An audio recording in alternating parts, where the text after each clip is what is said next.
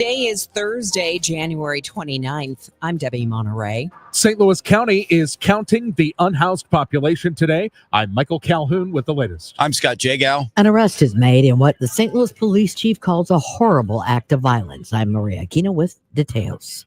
This is AccuWeather meteorologist Joe Lundberg. Mostly cloudy and very cold today. A flurry or two late, the high 26. Big couple days in college hoops for the local teams. Illinois and SLU coming off massive wins and trying to avoid a letdown. I'm Brian Feldman. Sports in 15 minutes. Coming up in CBS News, new video coming to light of an encounter between Alex Preddy and federal officers in Minneapolis days before his shooting. At the Tone, it's 6 o'clock in Mid-America. News, talk, cards. KMOX AM St. Louis. KMOX FM Hazelwood. Always live on the free Odyssey app. This is CBS News on the Hour, your home for original reporting. I'm Christopher Cruz. Representatives of more than 30 organizations gathered outside the VA headquarters in Minneapolis yesterday. Stop killing our neighbors! Stop killing our neighbors! Stop! They were there to mourn Alex Preddy, a former ICU nurse at the VA who was shot and killed by CPB agents this month. Newly discovered video shows him in a confrontation with ICE agents about 2 weeks before he was killed. CBS's Jared Hill has that. The footage confirmed by Preddy's family shows the 37-year-old with others. As agents drive away, Preddy kicks out a taillight. The agents get out, tackle Preddy to the ground. They also fire some tear gas into the crowd. Eventually, Preddy is seen hurrying away. The agents leave. The chief federal judge in Minnesota has some strong things to say about the attitude of immigration and customs enforcement officials toward the law. Judge Patrick Schultz says ICE has disobeyed at least 96 judicial directives stemming from immigration cases this month alone. He says that's more than some federal agencies have violated in their entire existence. The judge wrote, "This list should give pause to anyone, no matter his or her political beliefs." Schultz had ordered ICE Acting Director Todd Lyons to appear in his courtroom Friday to explain the violations, but canceled that after ICE agreed to release an immigrant Schultz ruled had been wrongly detained. Michael Wallace, CBS News. Democratic Senator Amy Klobuchar has made her candidacy for governor of Minnesota official. The campaign came together quickly after Governor Tim Walz ended his campaign for a third consecutive four-year term. There's been increasing scrutiny of his administration's handling of fraud in social services programs. A driver repeatedly rammed a car into a Hasidic Orthodox community center in Brooklyn yesterday. CBS News New York reporter Elijah Westbrook is at the scene. Officials say thankfully no one was injured in all this. The driver is said to be a man in his 20s, and he was arrested here at the scene. Late last night, city and state leaders called this a serious criminal act and confirmed that the NYPD's Hate Crimes Task Force is now investigating. Thousands of Mississippians are struggling to stay clean and warm days after an ice storm knocked out power. Jessica Pryor is one of them. She lives in Oxford. Without the water, unable to just wash your face, wash your hands, not being able to shower is one thing. Of course, there hasn't been any hot water, but that has been difficult. There's bad news for hundreds of Home Depot employees. CBS's Stacey Lynn. The company laid off about 800 corporate employees at its Atlanta area store support center. It's also bringing remaining corporate staff back to the office 5 days a week. This is CBS News. Follow and listen to the official 48 Hours After Show post-mortem on the free Odyssey app or wherever you get your podcasts.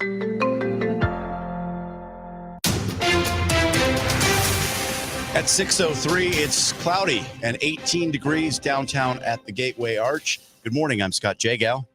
And I'm Debbie Monterrey. Today, the annual census count of St. Louis County's unhoused population. We get more from Michael Calhoun. St. Louis County officials say the head count is critical for securing the money needed to fight homelessness. The point-in-time count is a requirement from the U.S. Department of Housing and Urban Development. County officials say the data gathered during the 4-hour sweep is essential for assessing current programs and winning future grants for housing services. Teams will be canvassing the county. They started at 5 and they'll finish by 9 a.m., and they are offering immediate shelter to anybody who wants it. Michael reports those who say they'd rather stay on the street will get bags filled with coats, gloves, hats, and hygiene products. She's worked with the homeless on the streets for 20 years, and Catherine Shaw of All Among Us says this is the first time enough shelter has been made available for the homeless in the city of St. Louis. The bad news is she and her volunteers have seen at least 100 people still outside in the bitter cold. I ran out of sleeping bags the other day. I ran out of gloves, ran out of hot hands, ran out of thermal underwear. We need scarves. We need warm socks, boots. These are things that will keep people alive in this. Donations of money or supplies are welcome at All Among Us or allamong.us or on the All Among Us Facebook page. St. Louis County Police have an endangered person advisory. They say 16-year-old Joy Holt left a note, then ran away from her rural Florissant home Wednesday night. Holt has a paralyzed left arm and walks with a limp. She's described as 5'4", 114-pound black female with black hair, brown eyes, medium complexion, last seen wearing a gray sweatshirt and blue jeans. After evading law enforcement for more than a month, St. Louis police say they've arrested the suspect in the deaths of a mother and her 9-year-old daughter. During the investigation, St. Louis Police Chief Robert Tracy says homicide detectives identified the suspect as 40-year-old Michael Antonio McNair Jr. A child should never be a victim of violence. That reality weighs heavily on every officer involved in this investigation. 45-year-old Latasha Brown and her daughter, Paige Buckner, were found in their burning home. The autopsy revealed they had been shot. U.S. Marshal Assistant Chief James Tapp arrested McNair in Poplar Bluff. At the time of the homicide, McNair was supervised by the U.S. Probation Office. He was previously released by BOP September 12th of 2025 and was under active supervision by the United States Probation in Eastern Missouri. A warrant was issued for McNair for violating the terms of supervised release. The investigation led them to believe that McNair had possibly fled to the Poplar Bluff area. Maria Aquina, KMOX News. A funeral in Ferguson for an 18-year-old became a crime scene, leaving 6 people injured, 3 of them with gunshot wounds. While police have taken several persons of interest into custody and also expect all the victims to survive, Ferguson Police Chief Troy Doyle expressed deep frustration that gun violence has become a daily routine. It's unfortunate, just not even at a funeral, just every day in our society that, individuals are subjected to gunshots. I mean, it's just, I don't know what else to say about that.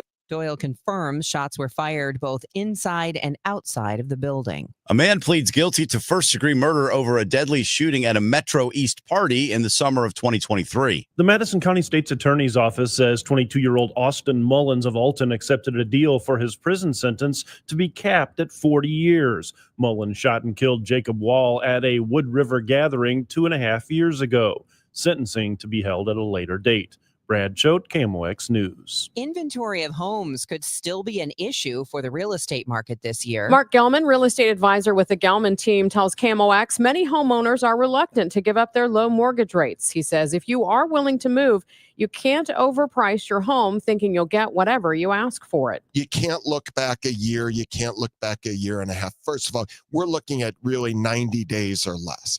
Andy points out you have to compare other homes that have sold item for item. It's what a willing and able buyer is willing to pay for that home. Great priced homes, marketed to the highest level, prepared for sale, are still today getting multiple offers over asking. Gelman says there's still a lack of affordable houses on the lower end of the market because they're often bought by institutional investors as rental properties. And he adds new builds are often not affordable because of the current cost of land and construction. Megan Lynch, KMOX News. Why did the Federal Reserve stop cutting interest rates after being so aggressive last year? The central bank says the economy simply keeps chugging along. Stifel's Eric Roberts says the data gave officials enough confidence to hit the pause button. The announcement noted that available indicators suggest economic activity has been expanding at a solid pace, while the unemployment rate has shown some signs of stabilization. That stabilization gives the central bank the luxury of waiting to see how the next few months play out in terms of inflation. It is 6:08, and when we come back, we'll check the roadways and the weather, and the news will continue here on Total Information AM. Hey, St. Louis City SC fans, mark your calendars now. The Boys in Red return to Energizer Park to kick off Season 4 Saturday, February 21st. And you could be there for the dawn of a new golden era of St. Louis soccer. Go to stlcitysc.com/tickets and reserve your seat now for the MLS home opener versus Charlotte FC. Limited quantities remain. See you soon, St. Louis. Attention business owners with a net income over $500,000. You need to work with a tax strategist that understands your entrepreneurial mindset. Download the most recent white paper written by E3 Consultants Group titled The power of a professional tax strategy team. Go to e3wealth.com/radio to obtain a copy. It's time to learn about wealth and tax strategies that protect your personal and business economy. E3 is ready to help you think differently about your finances. Educate, empower, enlighten. That's the E3 difference. Hola, amigos! It's a big noise. Brad Evans from BetMGM tonight. Listen Monday through Friday, starting at 6 p.m. Eastern on Westwood One Sports as we cover the biggest sports stories from coast to coast. Get insights on the NFL playoffs, college basketball conference races, and more. Download the Odyssey app now and listen from anywhere. BetMGM tonight, live and interactive, presented by BetMGM. Tune in, Team Huevos. Hear that? That's Mike. He took ZQL Pure Z's, so now he's sleeping soundly on a Sunday night. ZQL Pure Z's are fast-acting melatonin gummies with a complementary botanical blend to help Mike get the sleep he needs to wake up refreshed and ready to conquer Monday. Let's do this Monday. ZQL Pure Z's, just for sleep. Really great sleep. These statements have not been evaluated by the Food and Drug Administration. These products are not intended to diagnose, treat, cure, or prevent any disease. Use as directed. This hour of Total Information AM is sponsored by Gamma Tree Experts.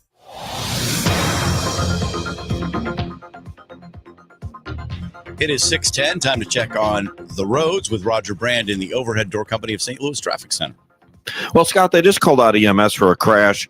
Sounds like it's on Schuessler at Tesson Ferry. That's just south of 270 there, a couple of blocks. So just watch out for emergency crews headed that way. Schuessler at Tesson Ferry. Tesson Ferry looks okay, but I do see some backup traffic on Schuessler right now. Other than that, the rest of the highways are in great shape. We had a stall earlier briefly at the Poplar Street Bridge. They cleared it a bit ago. Everything's wide open there. It looks good in the work zones. We still have the restrictions on Big Bend southbound Big Bend, south of 64 at Bruno over in Richmond Heights. Just before 2 a.m., a car struck a utility pole and an electric signal pole there. It took them down. So they're working on that. And, of course, there's a local power outage, unfortunately, with this cold weather. Northbound traffic is getting through, but I believe it's just one lane. But if I was southbound or attempting to go southbound, I would avoid Big Bend south of 64. Next update at 6:20 from the Overhead Door Company of St. Louis Traffic Center. Mostly cloudy today and colder than yesterday. There'll be a flurry or two around late, the high 26. Mostly cloudy early tonight with a flurry, then some clearing late and bitterly cold down to 4 above. Tomorrow, times of sun and clouds and bitterly cold, the high 18. Another frigid day Saturday with sunshine, some clouds, and a high again 18. From the Saliga Heating and Cooling Weather Desk, I'm AccuWeather meteorologist Joe Lundberg on 104.1 FM KMOX. We've got cloudy skies, 17 degrees in downtown St. Louis. Got some big college hoops action coming up. How about Illinois taking down Purdue this week? But could there be a letdown against Washington? I'm Brian Feldman. Sports coming up in 2 minutes. It's 6:12. The Missouri House Commerce Committee heard a set of bills yesterday that would put income tax on the ballot.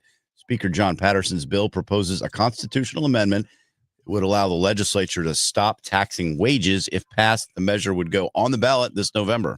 Supporters say it would give Missourians more autonomy over their money. Minority Floor Leader Ashley Awney questions how the legislature would implement the new structure. Well, I can't imagine what our tax structure looks like when we slash income tax, slash property taxes, and can't pay for anything anymore. But that's a conversation for apparently a future legislature that we trust more than we trust ourselves.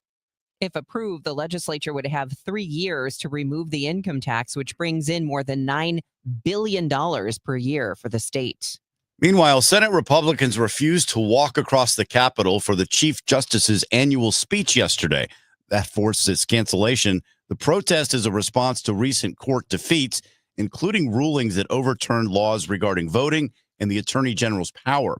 State Senator Rick Bratton says lawmakers are getting tired of seeing their work overturned. They continually make ruling time and time again, throw out laws that put those limitations in place.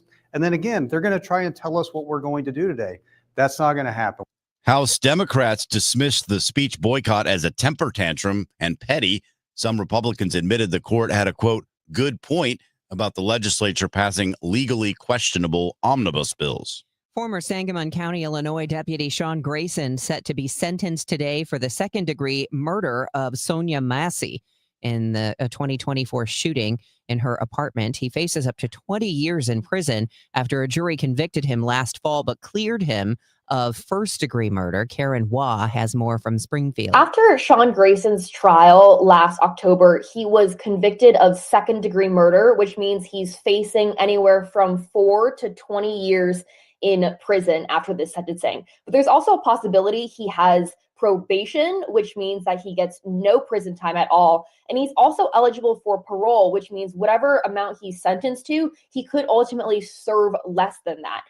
Illinois Governor J.B. Pritzker says he understands the concerns of Chicago's mayor and others around the city's potential to host the Democratic National Convention in 2028.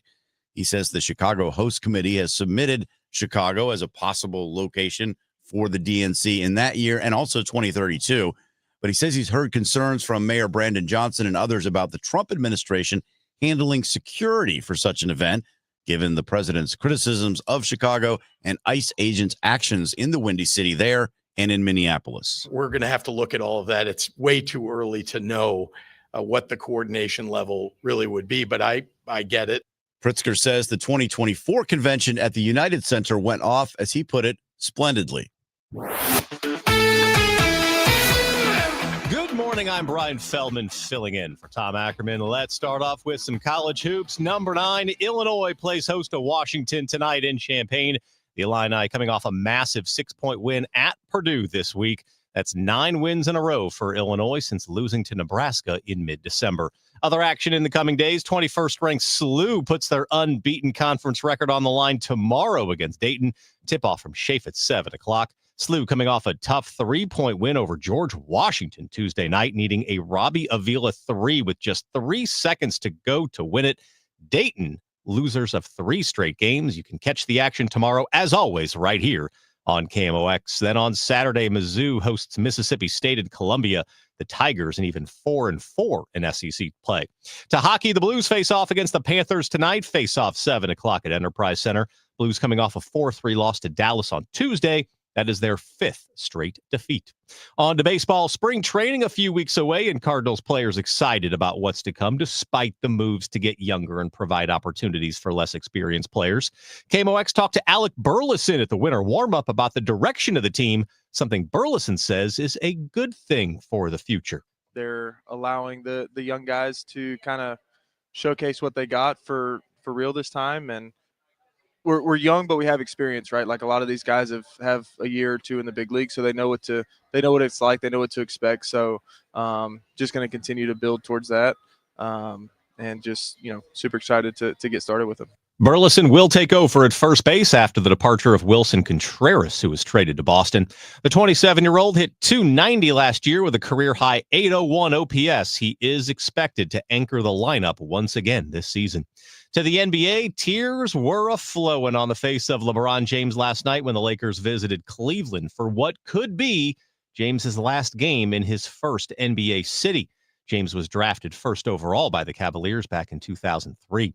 Cleveland played a video tribute to LeBron in the first quarter of what ended up being a 129-99 Lakers loss.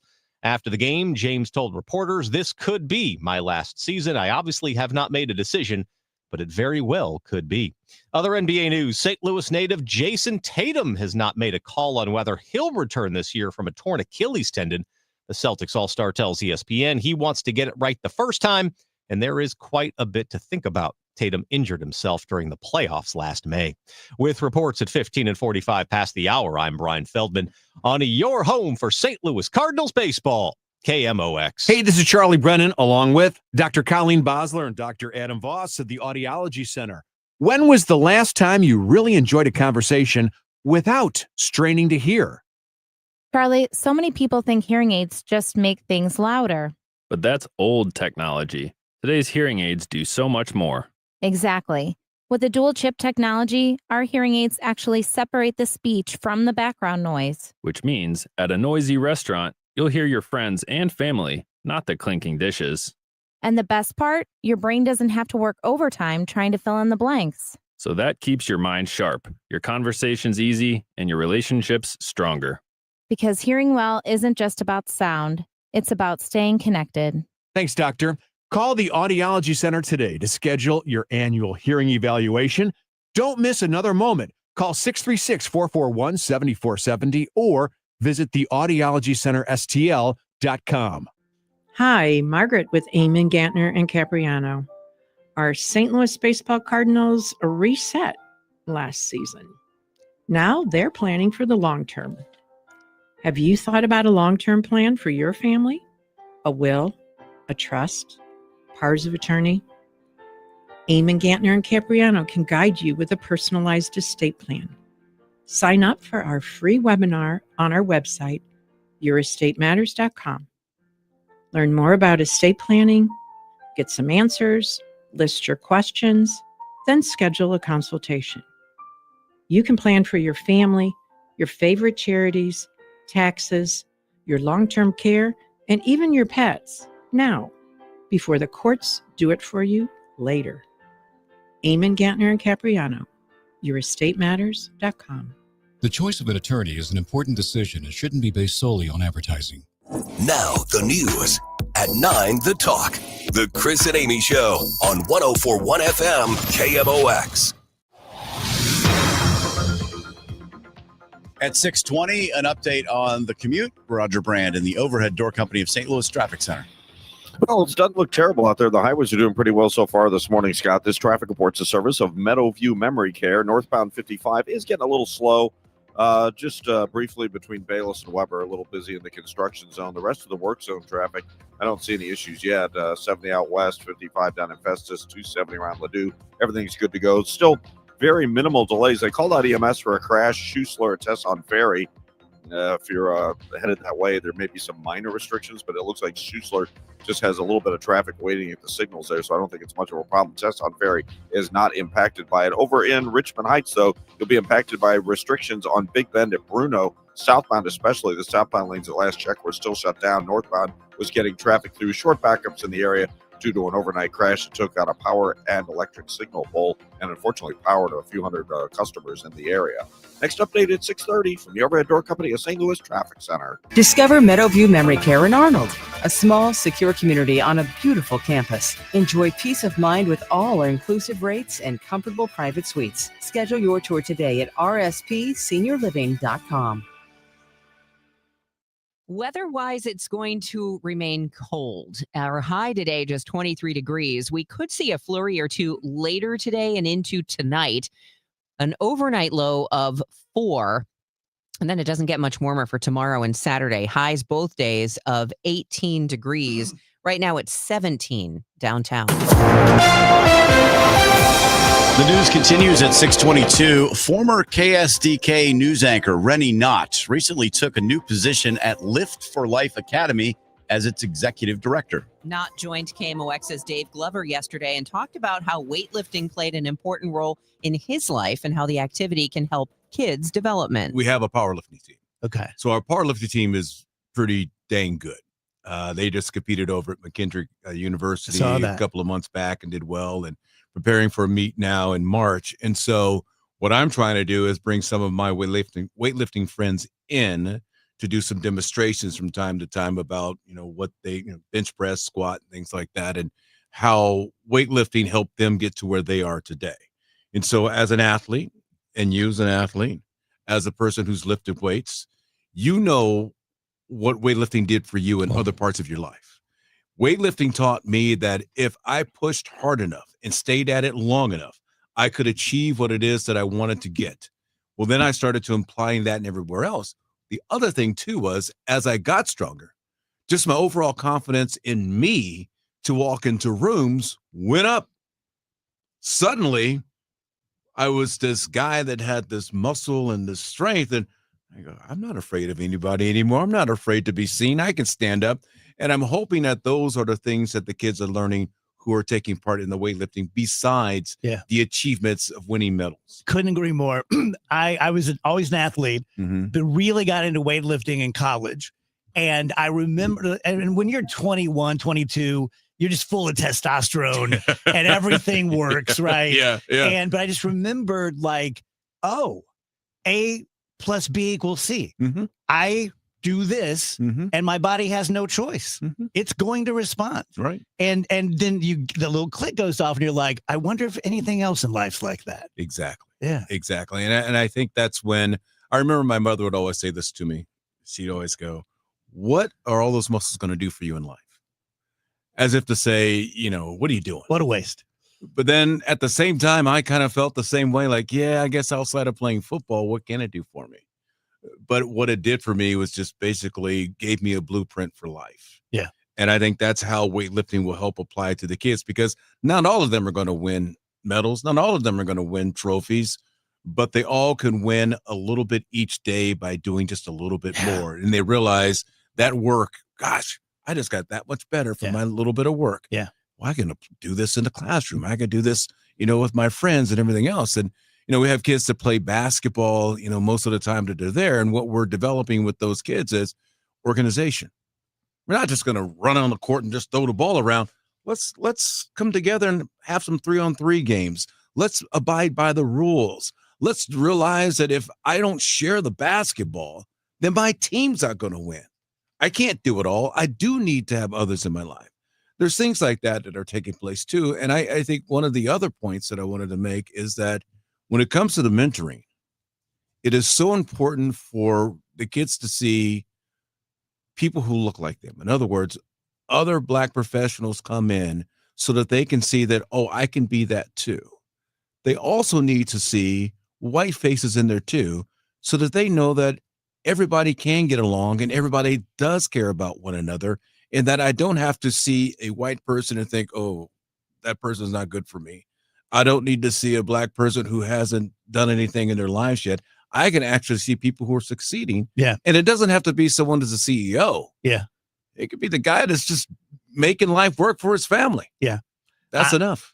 You can hear the full interview with Running Knot on the Dave Glover Show on the KMOX podcast page. The new season of a long-awaited steamy streaming series is back today. Dearest gentle reader, Season 4 of Bridgerton is a Cinderella story. We must find the owner of this glove. This time it's number 2 brother Benedict who finds his match at a masquerade ball. Mr. Bridgerton. Do we know one another? Luke Thompson's Benedict falls for a household maid. Falling in love and all of that is like one of the most universal things to talk about. Yurin Ha plays Sophie Beck. I would love for the audiences to take away that love has no bounds. It doesn't matter about your class or your race. You sound as if you have been made a new man. Deborah Rodriguez, CBS News. Bridgerton Season 4, Part 1 premieres on Netflix today. Part 2 drops on February 26th.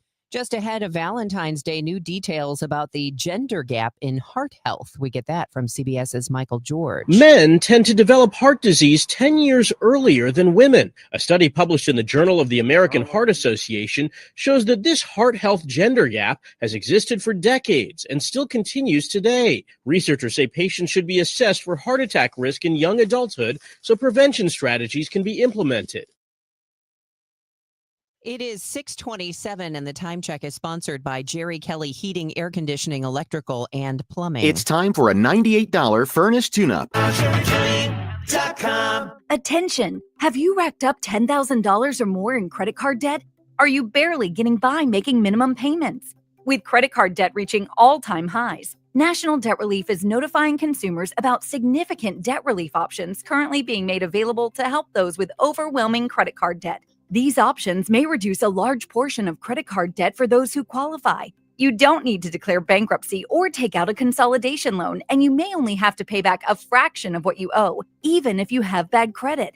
National Debt Relief has already reduced the credit card debt for more than 550,000 consumers. So don't wait. If you owe $10,000, $20,000, or even $100,000 in credit card debt, you can now take advantage of this financial debt relief as the cost of living continues to skyrocket. To check what debt reduction you may qualify for, call 800-885-8877. 800-885-8877.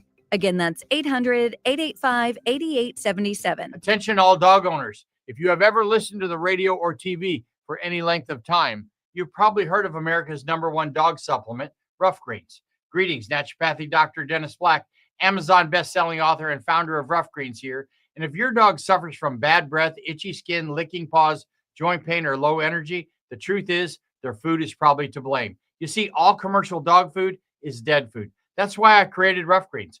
One daily scoop gives your pup the live vitamins, omega oils, probiotics, and enzymes that will bring their food back to life. Don't believe me? Let your dog try it before you buy it. I'll send you a free Jumpstart trial bag, risk-free. You just cover the shipping. Go to roughgreens.com. That's ruffgreens.com. Use discount code NEWS. Don't wait. Give your dog the gift of vibrant health. Order now. It'll be at your house in a few days. Go to roughgreens.com. That's ruffgreens.com. Discount code NEWS for your free Jumpstart trial bag today. Rough Green. We make any dog food better.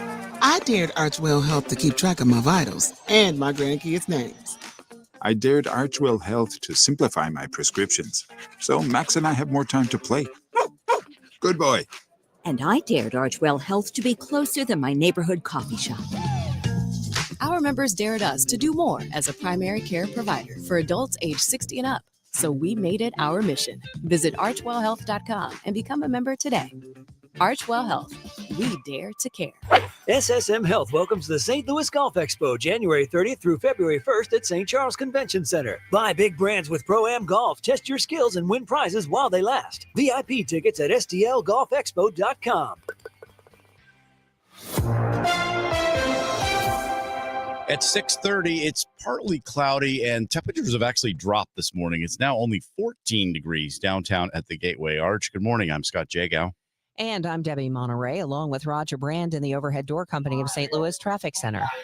We're doing all right out there for the most part. Getting a little busier, but all in all, it's really not bad. The only place I'm really seeing any significant slowdowns is going to be northbound 55 from Bayless all the way up through River to Perry. A little busy at Holly Hills after that. Just a general slowdown through there, but it looks good down in Festus.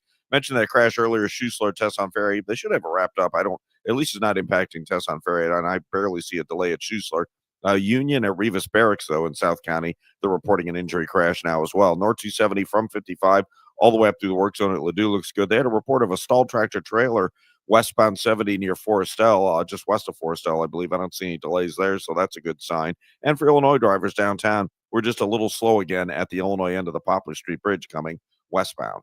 And don't forget, we still have the restrictions. Big Bend southbound at Bruno over in Richmond Heights, south of 64, still shut down. Northbound traffic is getting through. That's due to an overnight crash. Next update at 6:40 from the Overhead Door Company of St. Louis Traffic Center. Today, mostly cloudy. Temperatures not getting up above 25. It'll be about 23 degrees this afternoon, dropping back down to 4 overnight. We could see a few flurries, nothing significant, but do watch those unprotected pipes at 4 degrees. Tomorrow and Saturday, both days, high around 18 degrees. And then we do get closer to freezing on Sunday and Monday, 30 and 33. As I said earlier, it's 14 downtown at the Arch. An overnight crash on Big Bend in Maplewood forced the closure of the road in both directions and knocked out power to about 300 homes and businesses. Police say a car slammed into a utility pole and the driver was taken to the hospital for treatment. The estimated restoration time for power is sometime after 7, and we've been told. Could the family of a protester killed by federal agents sue? We asked our legal analyst, Brad Young. Yeah, and I anticipate that they will. He says it'll come down to one thing. If a law enforcement officer is lawfully following the Constitution in their acts, then they cannot be sued civilly for what happens. A preliminary report indicates 2 federal officers fired their guns in the shooting death of Alex Preddy during the Minnesota ICE protest over the weekend. Senator Eric Schmidt is laying the blame for unrest in Minneapolis squarely on the previous administration. In a speech on the Senate floor, Schmidt defended the aggressive tactics used in Operation Metro Surge, arguing they're a necessary response to years of neglect. The Biden administration did something that has no precedent in American history. They intentionally opened our border to a full-scale invasion and actively sought to block any and every attempt to fight back. Schmidt says that while the loss of life is a tragedy, he believes the bloodshed is the result of political resistance in Minnesota, not the actions of federal agents carrying out orders. Switching gears now, when it comes to the World Cup, Kansas City will host games in June and July. What about St. Louis? There is a good likelihood that we'll host a team, one of the countries. I don't know. I mean, we haven't heard who that would be yet at this stage, but there's been a few representatives from different delegations that have been walking around the facility. That would be Energizer Park in downtown West. Dale Schilly, the city's academy coach, tells KMOX hopefully St. Louis will get to host a team for training and prep at least. The news is sponsored by Michael's Flooring Outlet, the flooring experts, michaelsflooringoutlet.com. It is 6:34, and coming up next, we've got your Money Minute from Bloomberg. Stay tuned to 104.1 FM KMOX. Hey, Happy New Year, big boy. Hey, what's up, Izzy? Also known as the Kool-Aid Man.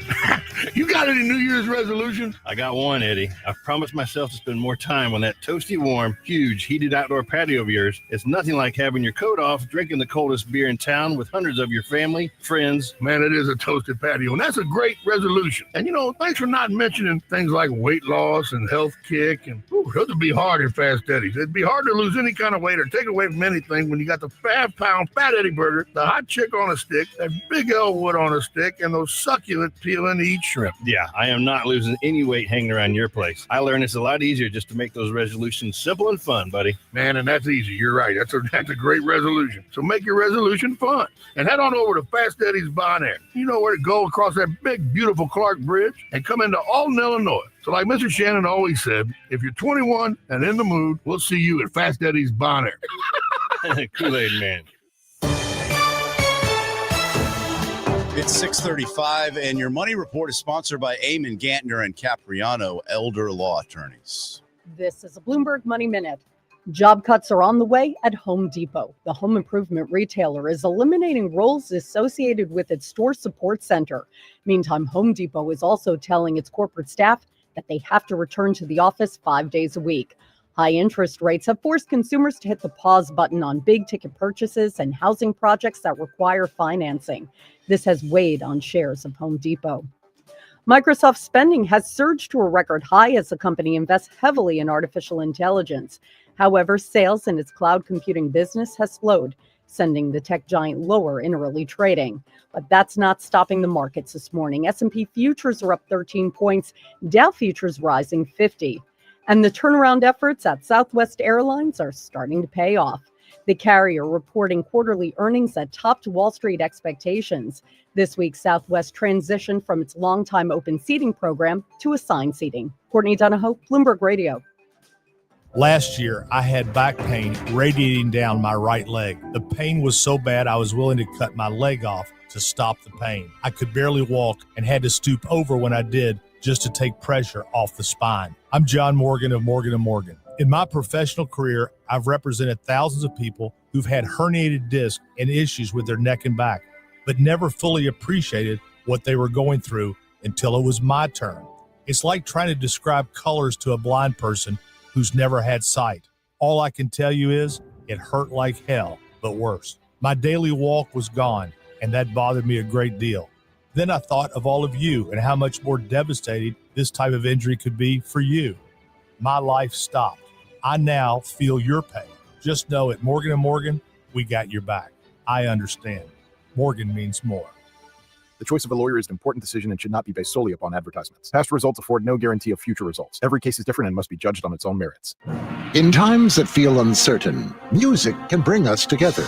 Join the St. Louis Symphony Orchestra for Prokofiev and Child's Anthems of Resilience. Experience a shared journey of hope through Prokofiev's Symphony No. 5, Rena Esmail's Remember, and Billy Child's Diaspora, featuring saxophonist Stephen Banks. February 6th and 7th at Powell Hall at the Jack C. Taylor Music Center. Tickets at slso.org. Nothing makes a gathering great like Eggland's Best Eggs. They're just so delicious with better nutrition, too. For us, it's eggs any style, as long as they're the best. Eggland's Best. Better taste, better nutrition, better eggs. This is the Gas House Gang from KMOX. Bernie Nicholas and the Gas House Gang, today at noon on America's Sports Voice, KMOX. It is now 6:38, and the weekend's ice storm still has people in parts of the South reeling.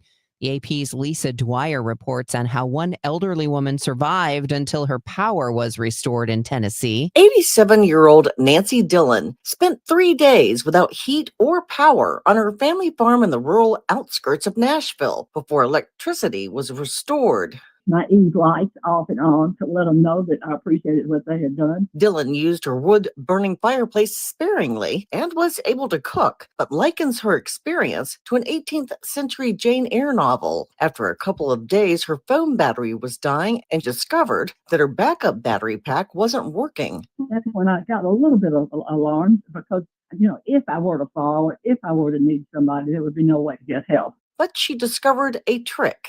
My iPad charged it. Did you know that? Dillon lives on top of a hill and says she won't be leaving the house anytime soon. I've got plenty of books. I'm getting out a 1,000-piece puzzle in a few minutes, and I might clean up the house a little bit. Who knows? I'm Lisa Dwyer.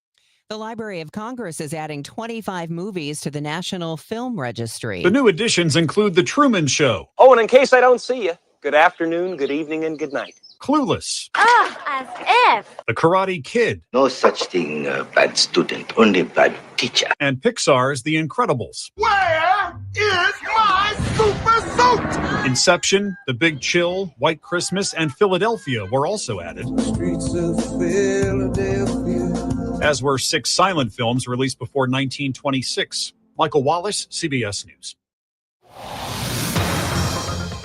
It is 6:40. We'll tell you what the forecast looks like in just a moment. First, we're going to check on the roads. We do have one issue we've been following. Roger Brand's in the overhead door company of St. Louis Traffic Center.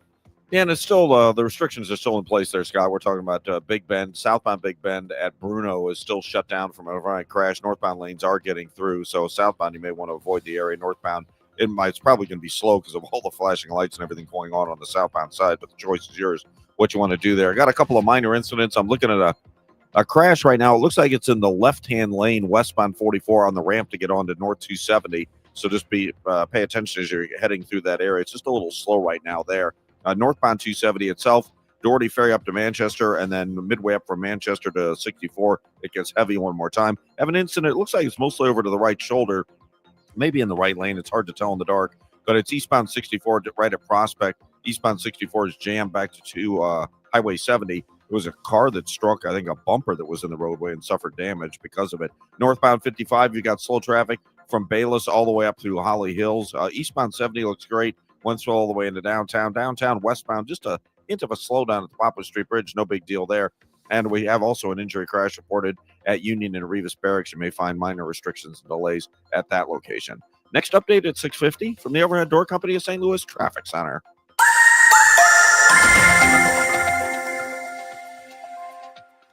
It is now 6:41. We need to talk to our AccuWeather meteorologist, Joe Lundberg. The temperatures were not so bad yesterday, Joe, but things are going to get downright frigid. Yeah, the next wave of Arctic air is rolling in as we speak. The winds have kind of turned northeast behind this little front. And today's going to stay mostly cloudy. I mean, it'll be bright. There'll be some sun that gets through the clouds, but there's still going to be plenty of them around. Temperature will rise very little. 26 is about the best we can hope for. There might even be a couple of snow flurries around later this afternoon to this evening. Gradually, skies clear, and by morning, we're going to see temperatures down to as low as 4 in the area. Maybe some areas to the north and east could get close to 0. Tomorrow, a frigid day. Despite some sun, our high on the 18 and more the same on Saturday.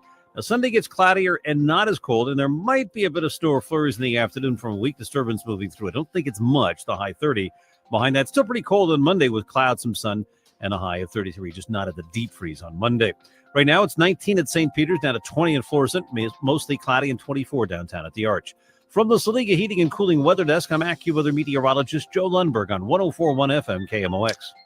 Thank you, Joe. It is 6:43. Missouri Senator Josh Hawley is weighing in on the assault of Minnesota Congresswoman Ilhan Omar at a town hall in Minneapolis. She was sprayed with an unknown substance by a man who rushed the stage. This was on Tuesday night.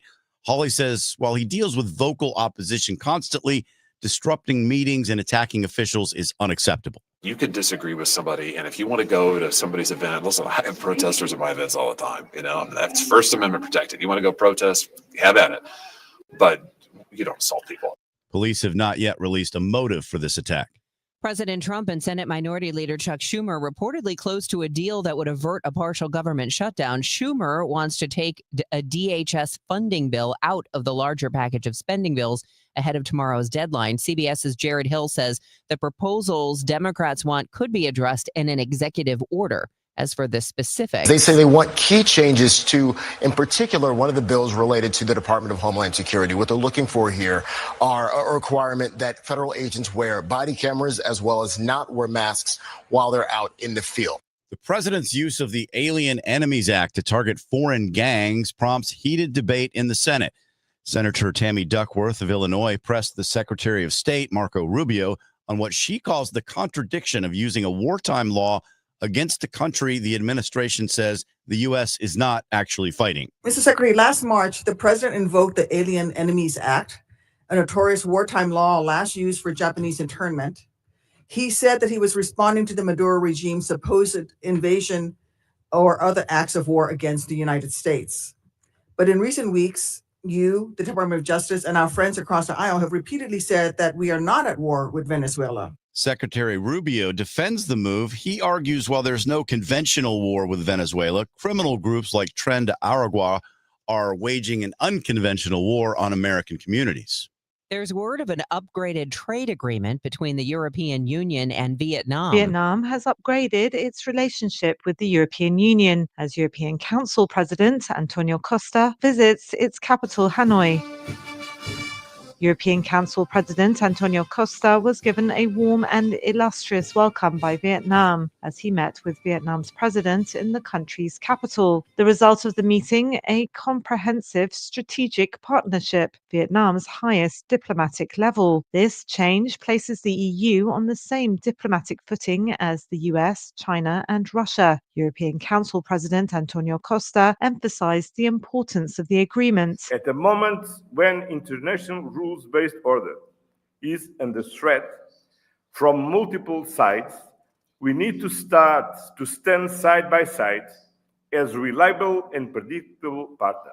Vietnam's President Luong Quang called the move a historic milestone. This partnership comes as both regions recalibrate trade amid global financial disruptions driven by US tariff pressure. I'm Karen Shemas.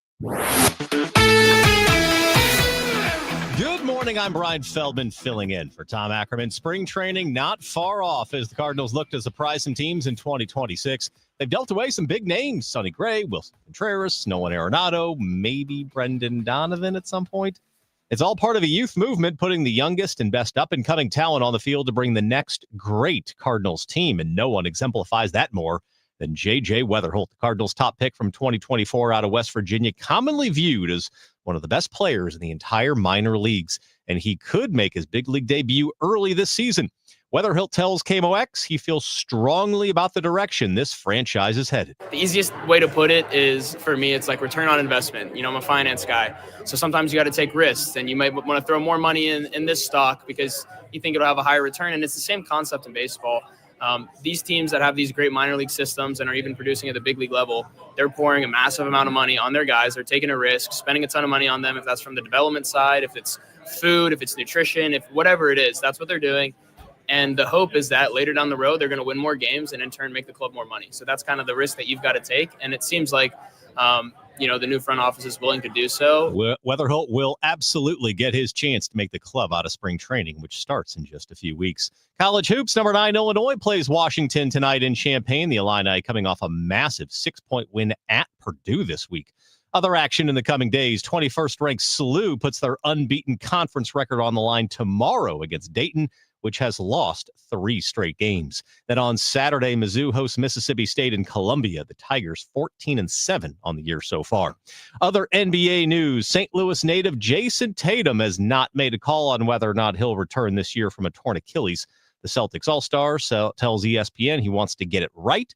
Tatum injured himself during the playoffs last May. And in hockey, the Blues face off against the Panthers this evening. Face off 7 o'clock from Enterprise Center. The Blues coming off a 4-3 loss to Dallas Tuesday, which was their 5th straight defeat. With reports at 15 and 45 past the hour, I'm Brian Feldman on your home for St. Louis Cardinals baseball. It's about time pros had one partner for the whole job. why juggle 10 different suppliers when one can do it all? At the Home Depot, you'll save with pricing built for pros. You'll stay on track with job site deliveries, schedule, next day, or same day. And you'll get every size, every finish, every job lot quantity you need. One partner for the entire job. That's how pros get more done. The Home Depot Pro. It's about time. Too many tools, too much stress, and way too many bills. Odoo replaces it all. One connected platform for every part of your business, so you can work faster, smarter, and for less. Odoo, the only software you'll ever need. Try it free today at odoo.com. That's ODOO.com.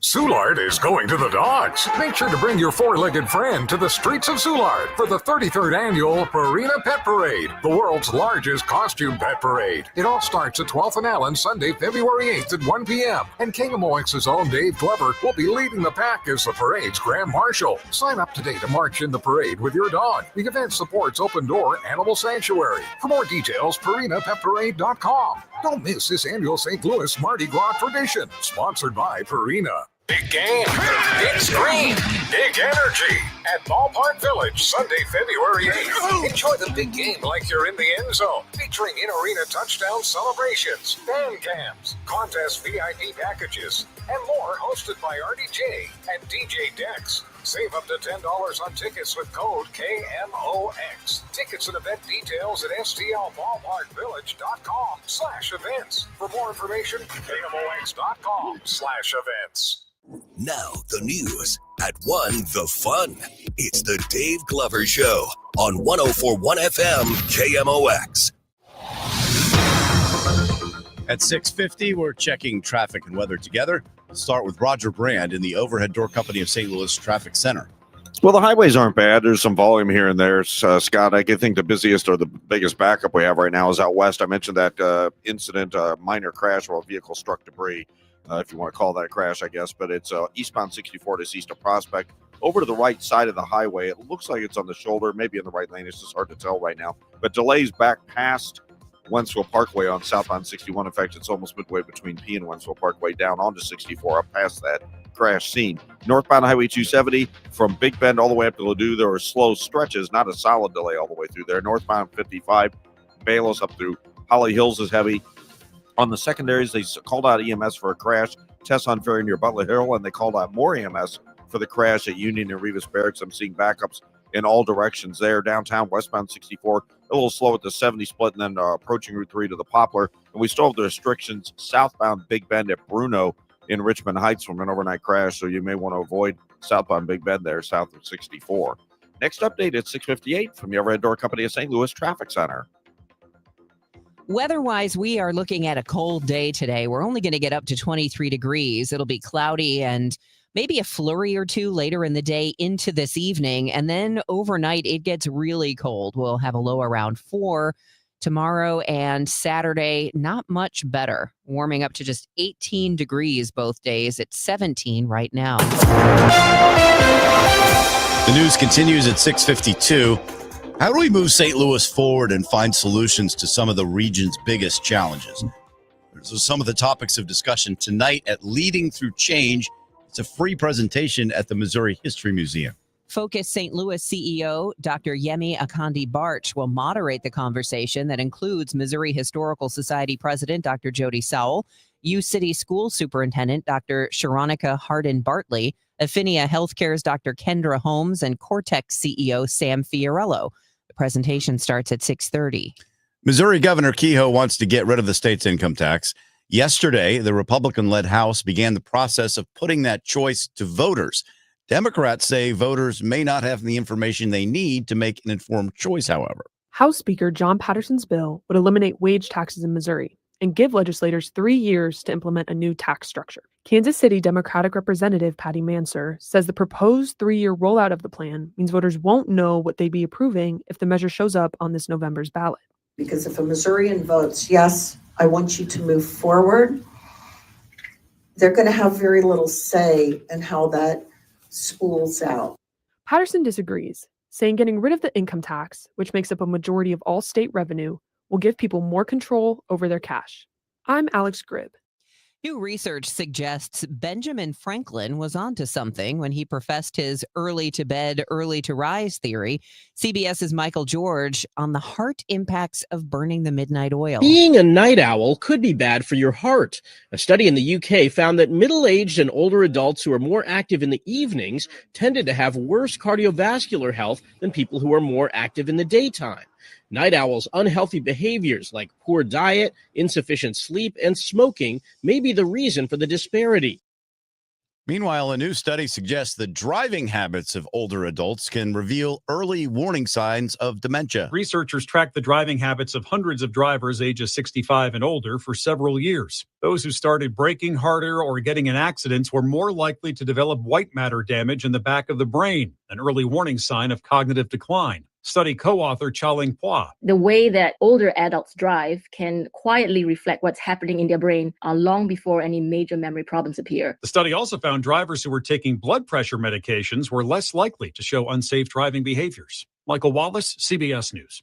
U.S. life expectancy hit an all-time high in 2024. It's 79 years, according to numbers just out from the CDC, and it's the highest ever. CDC's National Center for Health Statistics cites the drop in COVID-19 infections and also lower death rates from heart disease, cancer, and drug overdoses. Heart disease remains the nation's leading cause of death, even as its fatality rate dropped 3% for the second year in a row, attributed to better medical treatment and weight management. Despite some good news here, the U.S. still ranks below dozens of other countries for longevity. Michael Toscano, CBS News, Washington.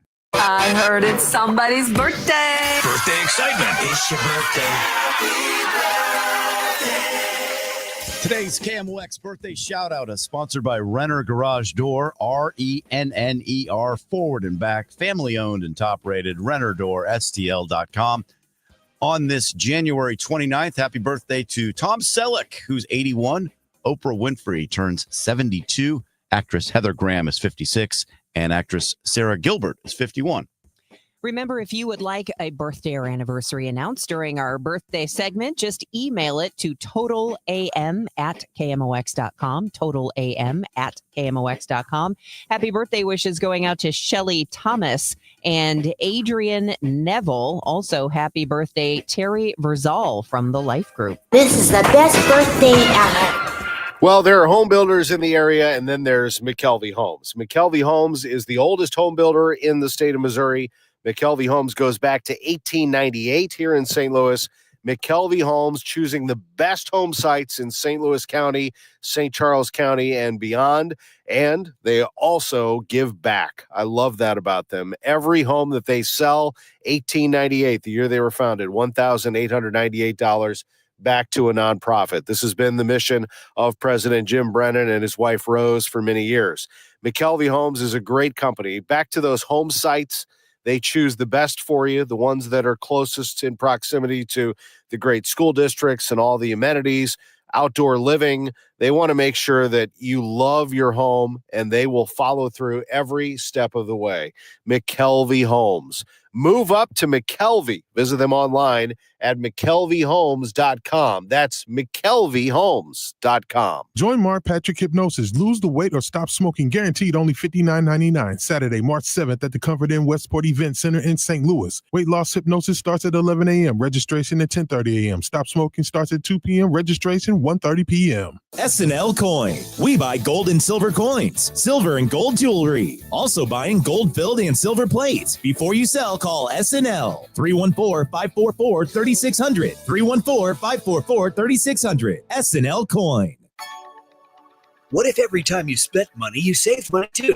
With Achieve It Checking from Together Credit Union, you can do just that. Every debit card purchase is rounded up to the nearest dollar, and the spare change goes right into your savings. And here's the best part. Together Credit Union boosts your progress by matching qualifying savings up to $8 a month. It's a free checking account that helps you achieve more automatically. Learn more, or better yet, enroll today at togethercu.org. Together Credit Union, federally insured by NCUA. Being first in line can be very important to homeowners. First in line for the plumber, first in line for the HVAC guy, first at Banner Construction. It's Banner Construction's winter home event, and you can be the first in line this spring and save before the annual price increases. Banner Construction is a James Hardy and Pella replacement windows specialist. And now is the best time to schedule a free in-home consultation with no obligation. Call 314-569-1050 or check them out on the web at bannerconstruction.com and have a banner day. A couple minutes before 7, Roger Brand's in the overhead door company of St. Louis Traffic Center. Well, Scott, we just have a short delay at westbound 44 coming through Geyer to the 270 ramp. The ramp to northbound 270, the left lane is blocked by a car that hit a snowbank and slid off the road there. Northbound 270 itself, just kind of slow north of Manchester up to 64. Eastbound 64, we had that incident near Prospect. Looks like they cleared it, but traffic is still slow from about Highway P, and it jams as you get to Wentzville Parkway onto 64 up through Prospect. After that, you're in much better shape. Northbound 55, just a little busy. River to Pear, Holly Hills area. Westbound 64, a little slow on the Poplar. Next update at 7:10 from the Overhead Door Company, St. Louis Traffic Center. Today is Thursday, January 29th. I'm Debbie Monterrey. U.S. Marshals arrest a man accused of a heinous crime. I'm Maria Aquino with the story. I'm Scott Jagow. St. Louis County Police sent volunteers out before sunrise today. I'm Michael Calhoun with Why. This is AccuWeather meteorologist Joe Lundberg. A cold day today with plenty of clouds, even a flurry or two late, the high 26. Big couple days in college hoops for the local teams. Illinois and SLU coming off massive wins and trying to avoid a letdown. I'm Brian Feldman. Sports in 15 minutes. In CBS News, at least 60 deaths are now blamed on this weekend winter storm, the latest coming up at 7. Celebrating 100 years of informing and entertaining. KMOX AM St. Louis. KMOX FM Hazelwood. The voice of St. Louis. This is CBS News on the Hour, your home for original reporting. I'm Christopher Cruz. We've learned that Alex Pretty had a confrontation with ICE agents in Minneapolis about 2 weeks before federal agents shot and killed him. Details from CBS's Lana Zach. Footage shows the 37-year-old yelling and cursing at federal immigration agents on January 13th. At one point, he's seen kicking their car and breaking its right taillight. Officers then exit the vehicle and tackle him while deploying tear gas into the surrounding crowd. After a brief scuffle, Pretty is released. The officers return to their cars and drive away.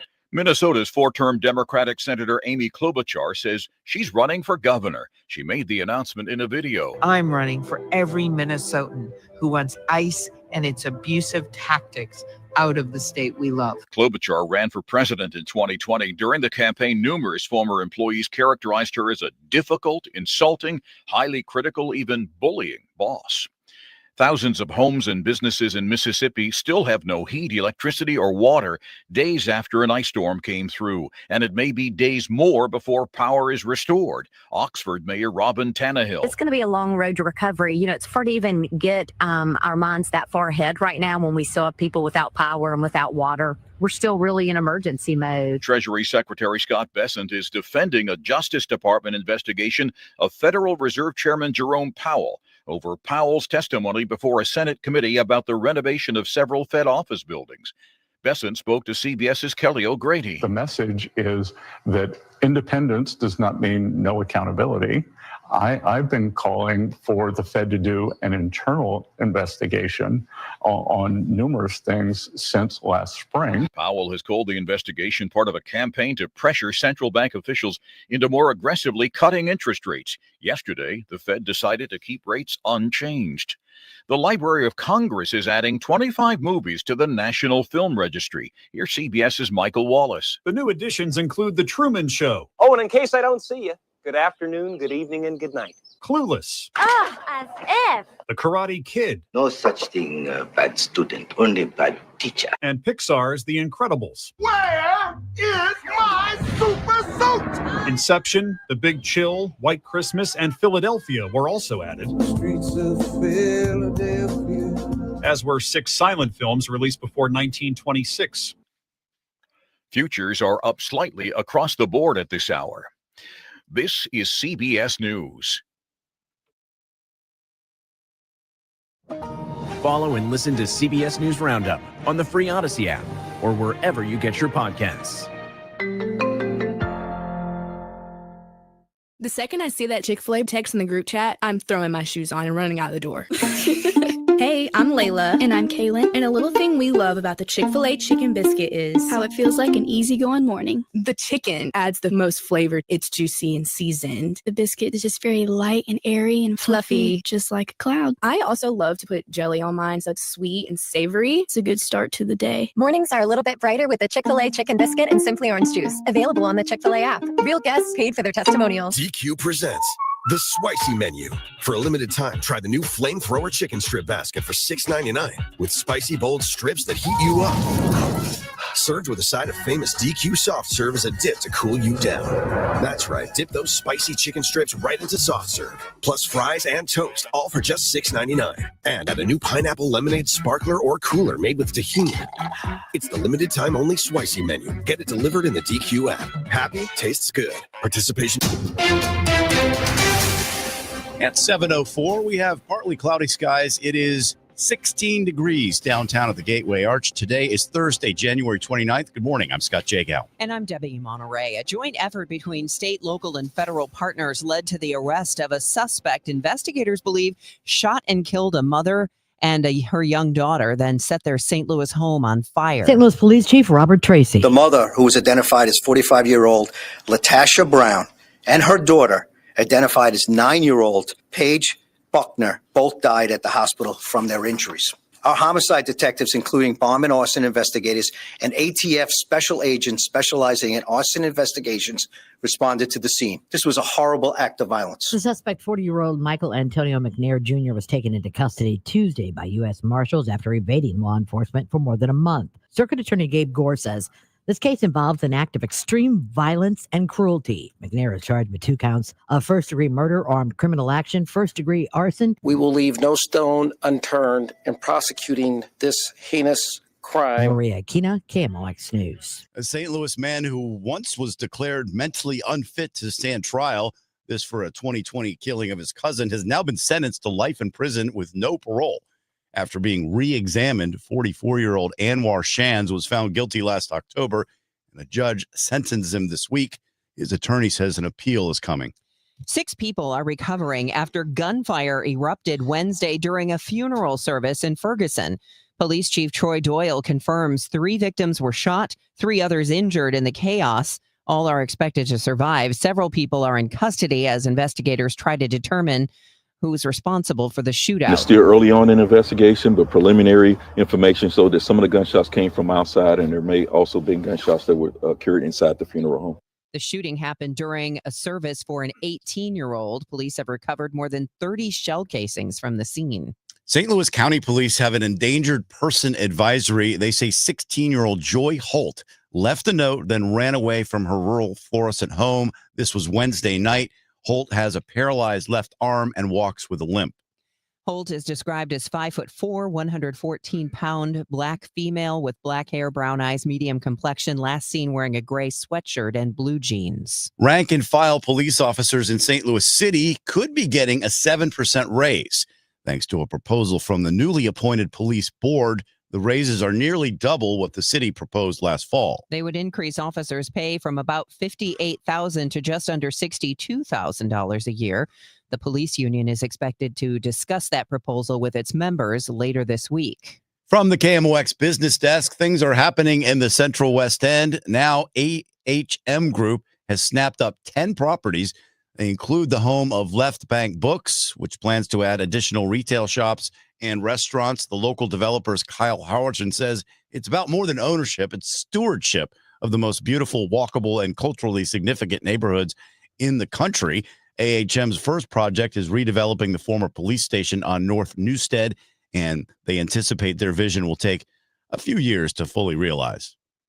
Well, it is 7:07. We're going to take a break, and when we come back, we are going to take a look at the roadways and also the weather, which includes cold temperatures and more flurries. It's 16 degrees out there right now at 7:07. Hey guys, Glover here for my friends at Cantor Injury Law. So as you know, I'm a lawyer, haven't practiced in a long time, but I did plaintiff's work and defense work, so I have a pretty good understanding of it. I have a pretty good idea of who's who in the firmament of plaintiffs' attorneys. And for my money, Mark Cantor is the guy. He's a great attorney. He is a great practitioner. He's put together a great team. He was born and raised here. He lives here. He works here. He wins here. Call 314-628-ALL-9s or CantorInjuryLaw.com. The choice of a lawyer is an important decision and should not be based on advertising. Texting enrolls you into recurring automated text messages. Consent not required to purchase. Message and data rates may apply. Hey, Dan, haven't seen you around the gym for a while. Yeah, I've really fallen off. Since I turned 40, I just don't get the results I used to get. Could it be lower testosterone? Lower T. Happens to most guys after 40. I was in the same boat until I started using Nugenix Total T2. Total T2, the new one I've seen on TV. Yep, it's the next generation testosterone booster for both free and total testosterone. It's packed with even more man-boosting power, sending nitric oxide levels skyrocketing in just 3 hours. It actually works? I feel like I'm in my 20s again. I've got more energy, better results in the gym, and things are even better in the bedroom. Send them a text and get a complimentary bottle. Text now for your complimentary bottle of Nugenix Total T2, the #1 testosterone brand at GNC. Plus, text now and we'll include a bottle of Nugenix Thermo X, our most powerful fat incinerator ever, absolutely free. Text AREA to 369-369. AREA to 369-369. AREA to 369-369. These statements have not been evaluated by the FDA. This product is not intended to diagnose, treat, cure, or prevent any disease. Hey guys, it's Dave. You know that saying, new year, new you? Well, how about new year, new home upgrade? Right now, when you buy 4 windows from Universal Windows Direct, you get 4 free.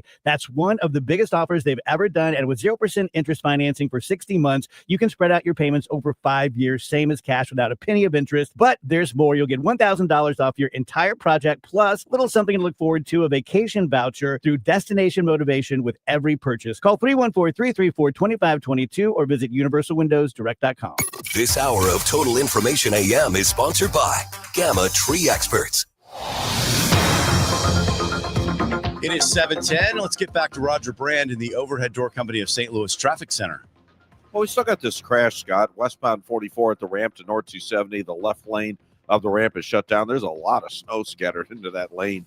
I don't know if more than one vehicle went off the highway earlier. There's one out there currently, but to have that much snow moved onto the roadway, I think that's been a problem for a while. So anyway, the right lanes are briefly backed up at that point right now on westbound 44. Once you get to North 270, North 270 is great from all the way back at 55 all the way up to Ladue for the time being at least. Southbound 61, not a jam, but it is slow in pockets approaching Highway P. Goes all the way down onto 64 through Prospect, opens up before you get to Lake St. Louis Boulevard. That's due to a recently cleared crash we had there.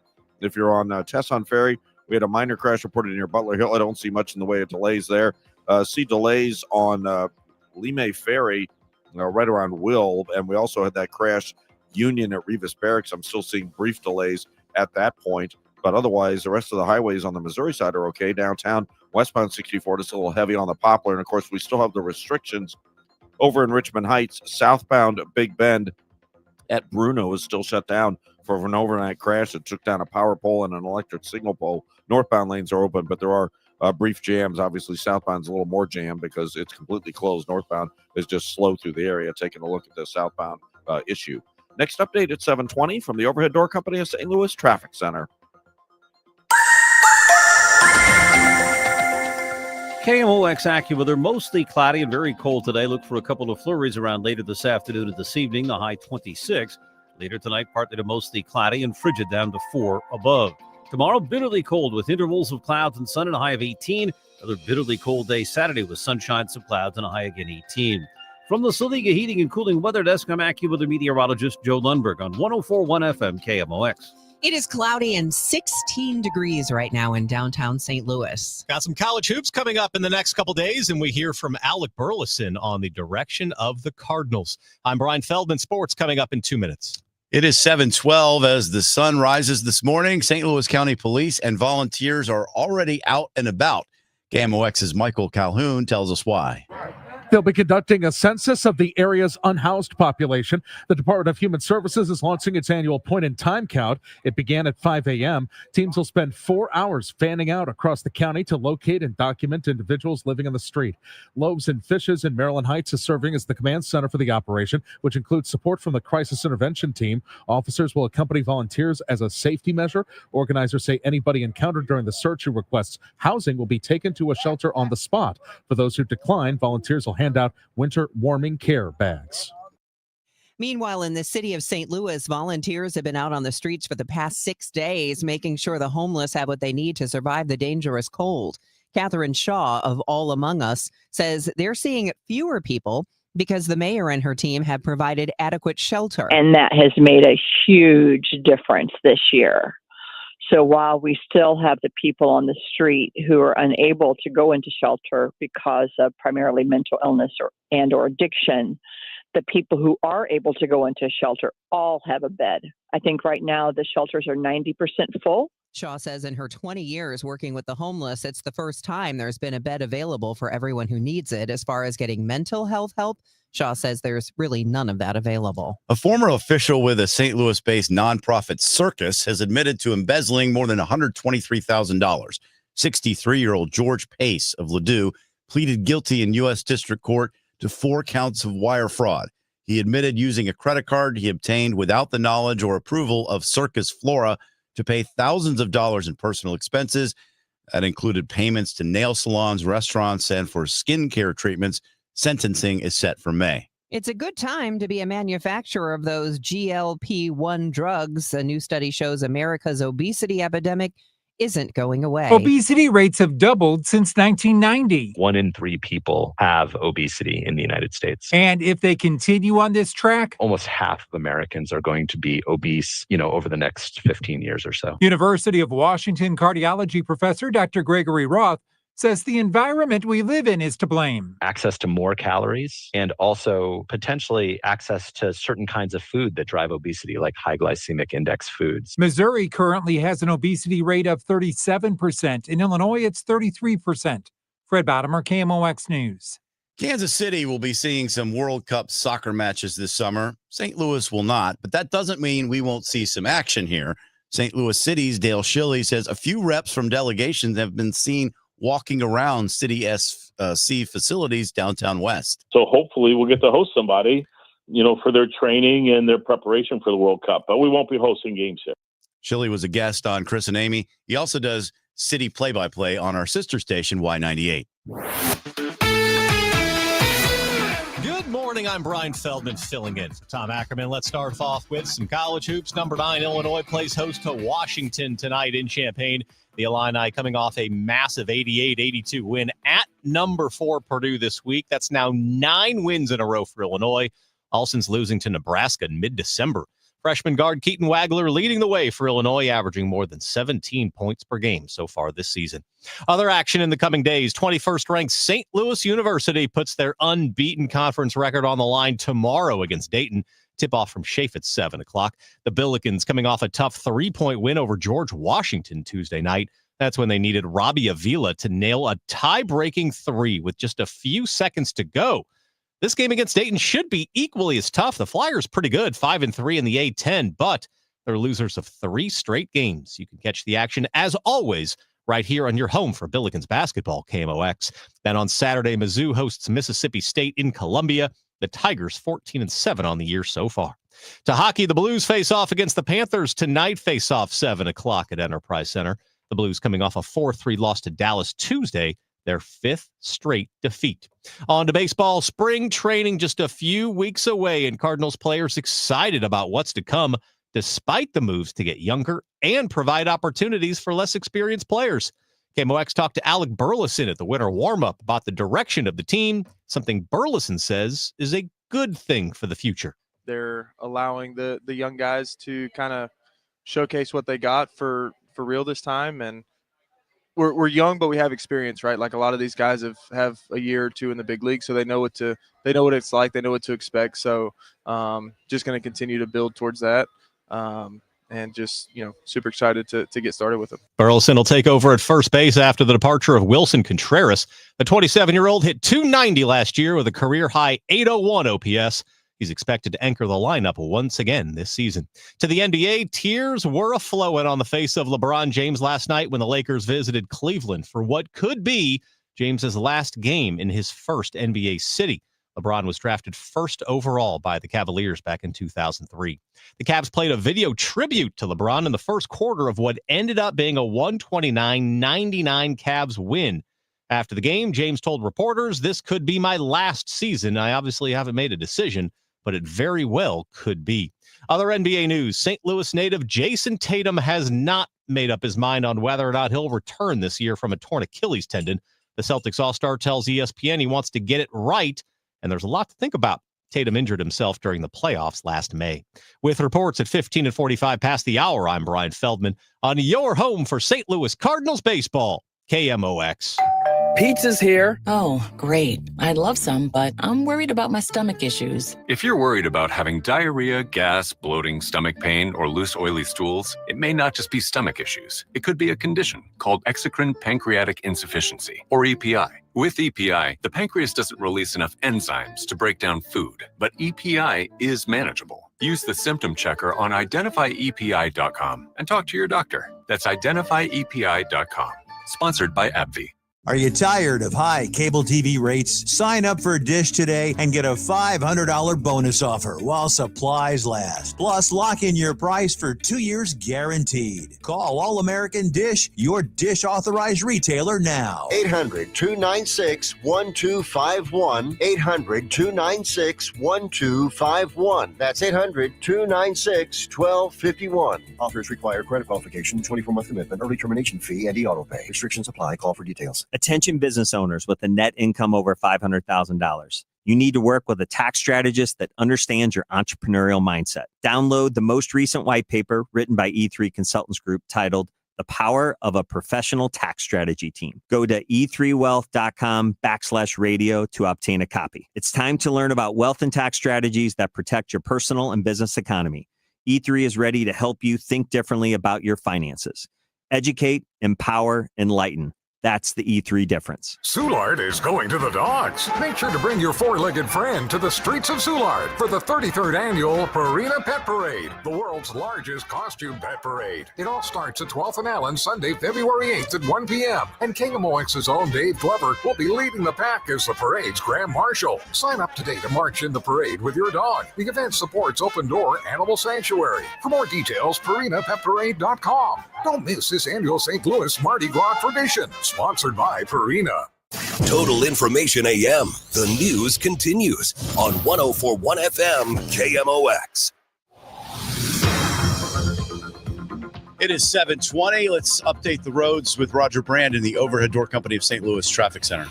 Well, Scott, they temporarily have the ramp closed now. The ramp from westbound 44 onto northbound 270. That's where we had this spin-off crash or whatever it was. The car got stuck in the snow. That left lane is completely snow-covered to the ramp. But anyway, the flatbed tow truck's there to get it out of the ditch, so they have the ramp temporarily shut down. So those right lanes backed up a little more solidly just west of Lindbergh. North 270 in the area. From 55 up to Gravois slow, and then after that, you're in the clear. South 270 starting to bog down south of Olive down to 64. Southbound 61, Highway P down on the 64 through Prospect. That earlier minor crash is still out there on the right shoulder, but it's no longer blocking anything. Westbound 64, Clayton Skinker through Bellevue is a little busy. Eastbound Highway 70, T.R. Hughes around Zumbel and around 5th Street. There are a couple of slowdowns there. Northbound 55, the right lane's north of Butler Hill. All lanes from Bayless up to River de Pere. Downtown, westbound 64, just a little busy past the 70 split, just briefly. Then it's a good run across the Poplar. Next update at 7:30 from the Overhead Door Company of St. Louis Traffic Center. Weather-wise, you'll still need all of your warm clothing and your boots because today, cloudy, maybe a flurry or two late with a high of 23 and more flurries possible this evening with an overnight low of 4.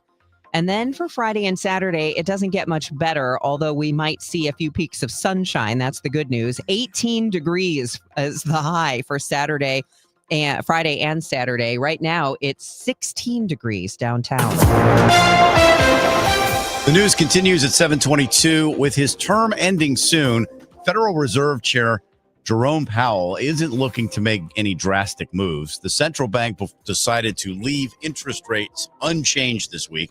Stifel Director of Investments Eric Roberts says Powell seems focused on a smooth transition. It doesn't look like the Fed Chair, Jerome Powell, is planning to rock any boats on his way out the door as Fed Chair, at least. Wall Street is now turning its attention to the White House to see who President Trump will appoint to lead the Fed next. Could the local housing market rebound in 2026? A lot depends on whether sellers are willing to let go of their low mortgage rates and list their homes. Mark Gelman, real estate advisor with the Gelman team, points out the last half of 2025, there were markets where homes were available but didn't sell. Homes weren't prepared for sale. They weren't priced properly. They weren't marketed at the highest level.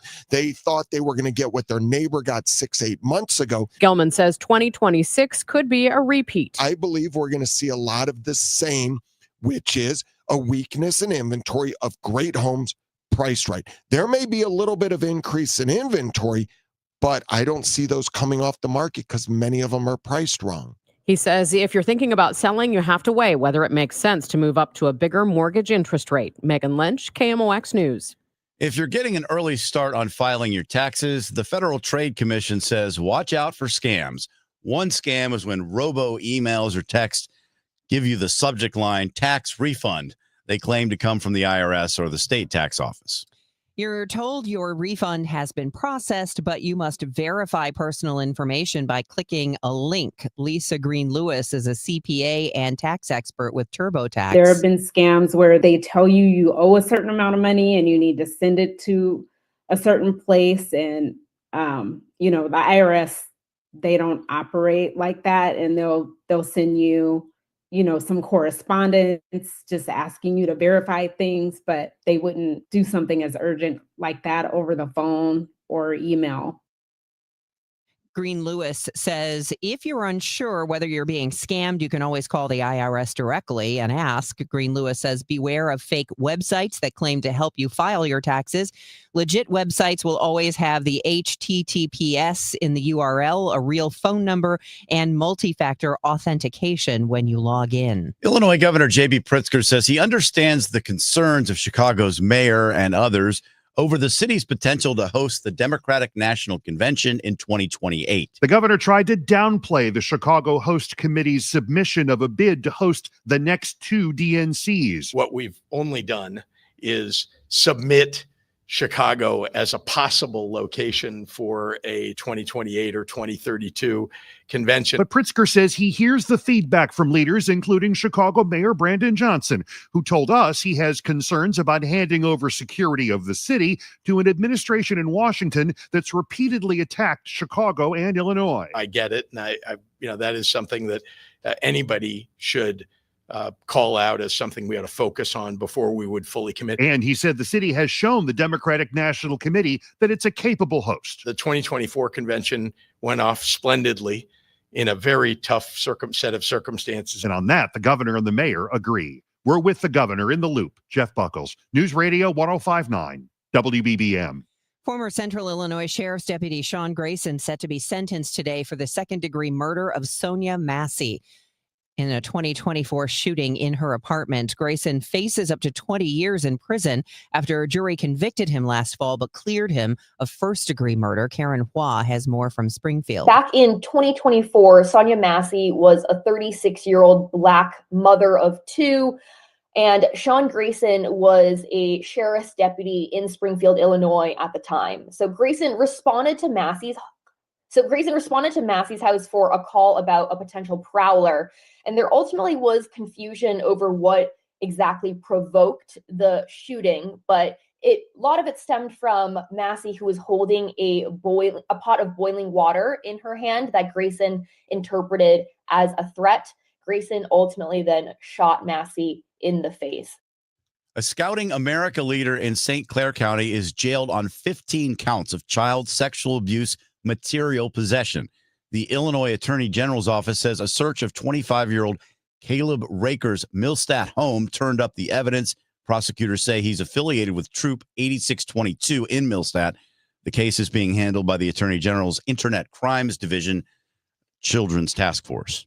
It is now 7:27, and the time check is sponsored by Jerry Kelly Heating, Air Conditioning, Electrical, and Plumbing. It's time for a $98 furnace tune-up. All right, I don't know about you, but I need a vacation. I need something to look forward to. So we have got a great trip planned for later this year, but you've got to get in on the action now before spaces fill up. This is going to be a 5-day Arizona adventure. So join me and KMOX listeners. We're going to be based in Flagstaff, beautiful scenic Flagstaff, where I understand it's going to be less crowded in September and the temperatures will be great. And we are going to travel to the stunning Red Rocks of Sedona. We're going to take that beautiful train to the Grand Canyon and a cruise along the clear blue waters of Lake Powell. It's going to be incredible scenery, incredible memories. I've never been to the Grand Canyon, so I'm super excited about this. And compared to Missouri, it'll be like being on another planet. So join us. Even if you've gone before to Arizona, this is going to be an incredible time. 5 days, an unforgettable trip. Go to travelwithdebbie.net to book your Arizona escape. Travelwithdebbie.net, or you can call 800-383-3131. We're traveling to the Grand Canyon, Lake Powell, and Sedona this September. Travelwithdebbie.net. SSM Health welcomes the St. Louis Golf Expo, January 30th through February 1st at St. Charles Convention Center. Get bonus golf balls and Pro Tour tickets while they last. Presented by Post Dispatch. Shop with Pro-Am Golf. Play Sinclair Lincoln's Long Putt powered by Evolve Putters. The Back 9 Crestwood Simulator. The Battlehawks Chip Shot. And sip drinks by Skimmers, Tito's, and Four Hands Cannabis at the Golf Expo, January 30th through February 1st in St. Charles. Thanks to Gateway Golf Cars, Booth Creek Wagyu, and Amateur Players Tour. Special tickets at stlgolfexpo.com. Hey, this is Charlie Brennan, along with Dr. Colleen Bosler and Dr. Adam Voss at the Audiology Center. When was the last time you really enjoyed a conversation without straining to hear? Charlie, so many people think hearing aids just make things louder. But that's old technology. Today's hearing aids do so much more. Exactly. With the dual chip technology, our hearing aids actually separate the speech from the background noise. Which means at a noisy restaurant, you'll hear your friends and family, not the clinking dishes. And the best part, your brain doesn't have to work overtime trying to fill in the blanks. So that keeps your mind sharp, your conversations easy, and your relationships stronger. Because hearing well isn't just about sound, it's about staying connected. Thanks, Doctor.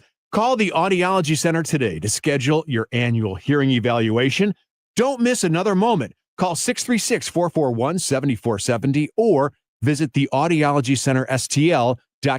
My name is Whitney Allen. I am a widow. My husband, Ryan, died. We never thought in a million years we'd have to use life insurance. The unexpected happened. With Ethos, it is so fast and easy. It's 100% online. You can get a quote in seconds, apply in minutes, and get same-day coverage, no medical exams, and you can get up to $3 million worth of coverage through Ethos. Get your free quote at ethos.com/radio. That's ethos.com/radio. Time spent on application may vary. Online health questions required.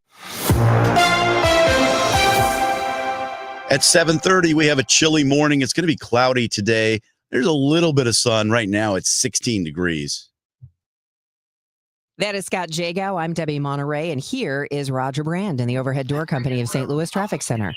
We're back to just having the left lane blocked on the ramp from westbound 44 getting onto 270. So right lane's back open. They have both lanes blocked temporarily, but they've yet to clear the crash. So just brief delays, backups there on westbound 44. Just pay attention as you head that way. If you're on northbound 270, it's getting a little busier north of 55 in pockets up to Gravois and then Doherty Ferry all the way to Ladue. South 270 Olive to Ladue, that's starting to slow down as well. Eastbound 70, at least the right lane's backed up. Z to 64, east of K through TR Hughes and 94 through 5th Street. Those are all slow. Southbound 61 from Highway P all the way down into 64 to almost Lake St. Louis Boulevard. It bunches up in pockets. 64 from Chesterfield Parkway West to about Timberlake, and then a brief delay at the Interbelt. Westbound 64 Hampton out to Big Bend is busy. Big Bend southbound still have restrictions at Bruno from that earlier incident. They look like they're getting things wrapped up, but still a little bit of a delay through there. So just pay attention. But it looks like traffic may be getting through now. Northbound 55 backed up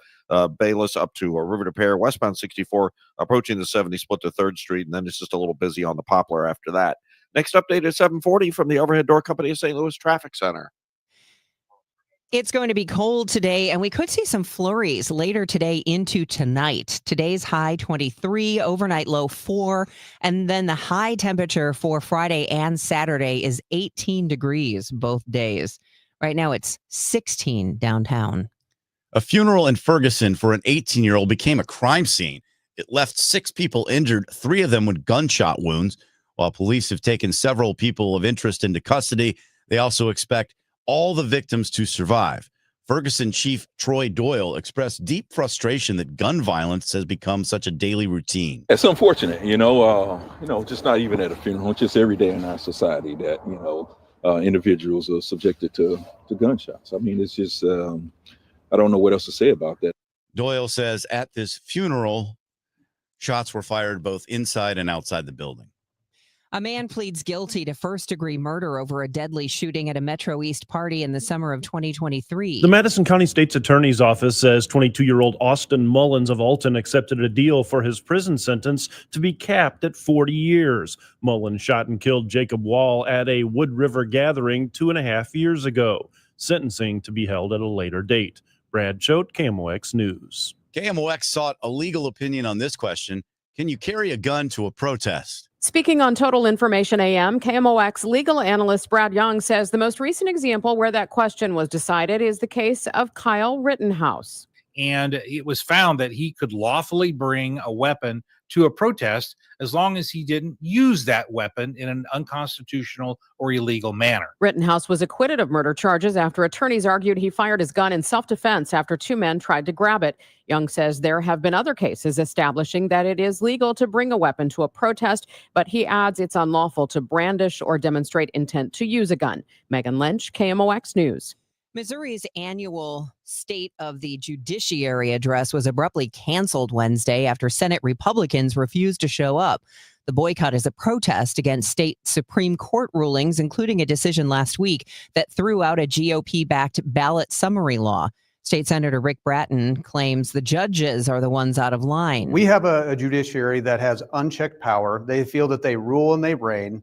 We are the elected representatives. We are your voice in government. 5 of the 7 Supreme Court justices were appointed by Republican governors. The news is sponsored by Michael's Flooring Outlet, the flooring experts, michaelsflooringoutlet.com. The Fed stood pat. We're going to get your money report coming up next. It is 7:34. Okay, I don't want to be mean, but if you're a guy and you just have a grimy, multiple times refilled bottle of Dial that's got the crusty soap on the outside, that's a red flag. What if you just have a bar of Dial soap with no soap dish? I never like the bar of soap. What if you have one bar of soap and you take it from the shower to the sink, back to the shower? How would you feel good about going to that guy's house? Oh my gosh, I think I would just leave without saying anything. Chris Ranji, Amy Mark Scores, weekdays at 9 on KMOX. At Uline, they know firsthand the road to success is an uphill climb. Uline started in the family basement and through hard work is now North America's most trusted shipping and industrial supplier. They get what it means to have the support of reliable, hardworking partners. So they keep 41,000 items ready to ship.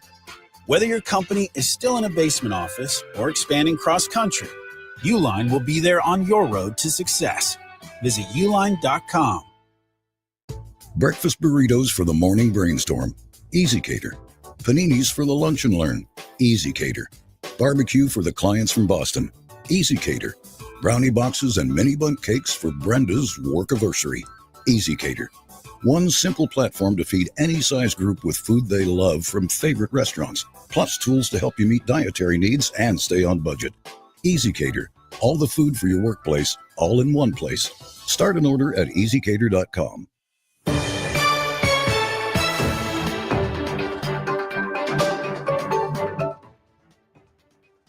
It is now 7:36. You're listening to Total Information AM, and it's time for your money report from Bloomberg. It's sponsored by Busey Bank.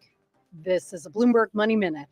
Jersey Mike's is looking to become a publicly traded company. Sources tell us the sandwich chain is working with a number of banks on an initial public offering. The company, with more than 3,000 locations, is planning on doing this as soon as the third quarter. Asset manager Blackstone acquired Jersey Mike's early last year for about $8 billion. Turning to trading, big tech is back in focus. Investors rewarding Facebook parent Meta's heavy spending on artificial intelligence, paired with a stronger than expected revenue outlook. That's giving a lift to stock index futures this morning. However, shares of rare earth companies are falling sharply in early trading. According to a report from Reuters, the Trump administration is said to be backing away from plans to guarantee a minimum price for critical minerals projects. Rare earths are critical minerals used in products ranging from smartphones and electric vehicles to fighter jets. Courtney Donahoe, Bloomberg Radio.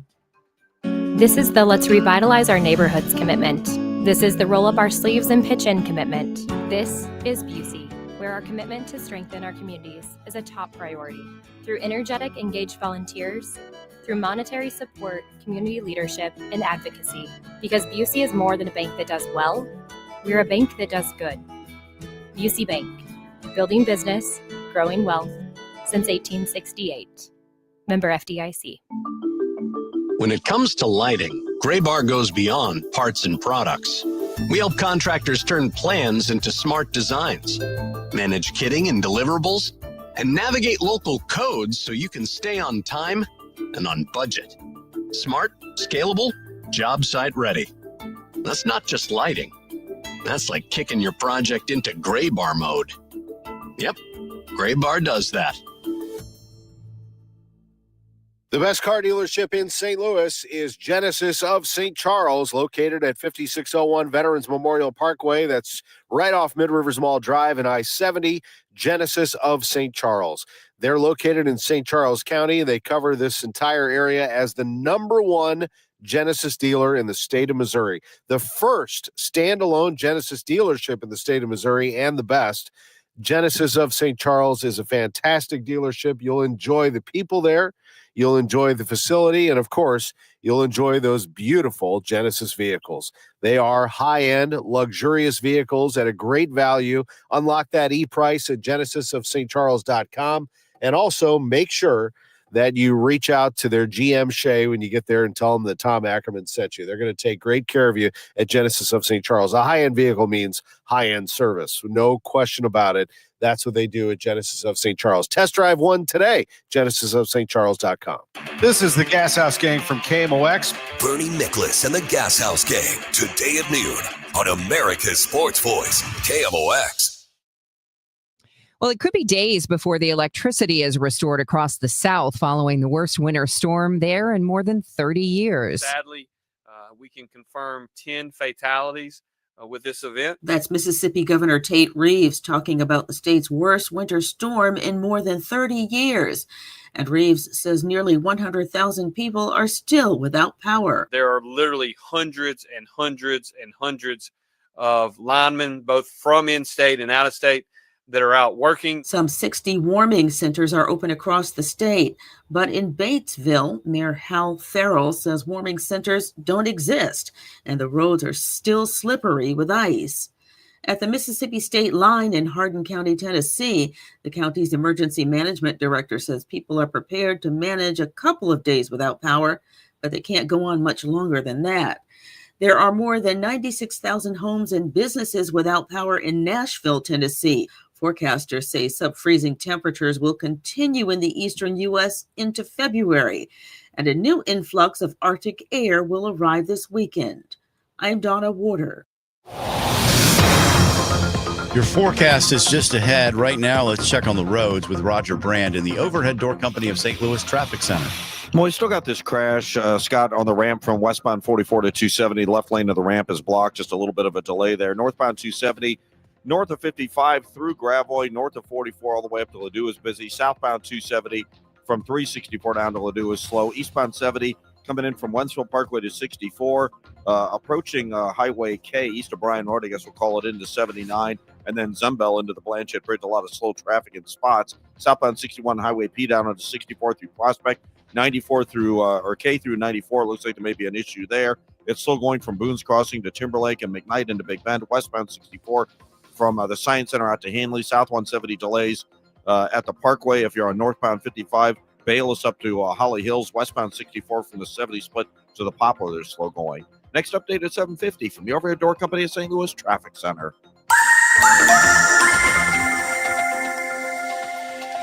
All right, it is almost 7:42. Let's check in with Joe Lundberg, our AccuWeather meteorologist. When you say flurries, we're not talking about any accumulation, right?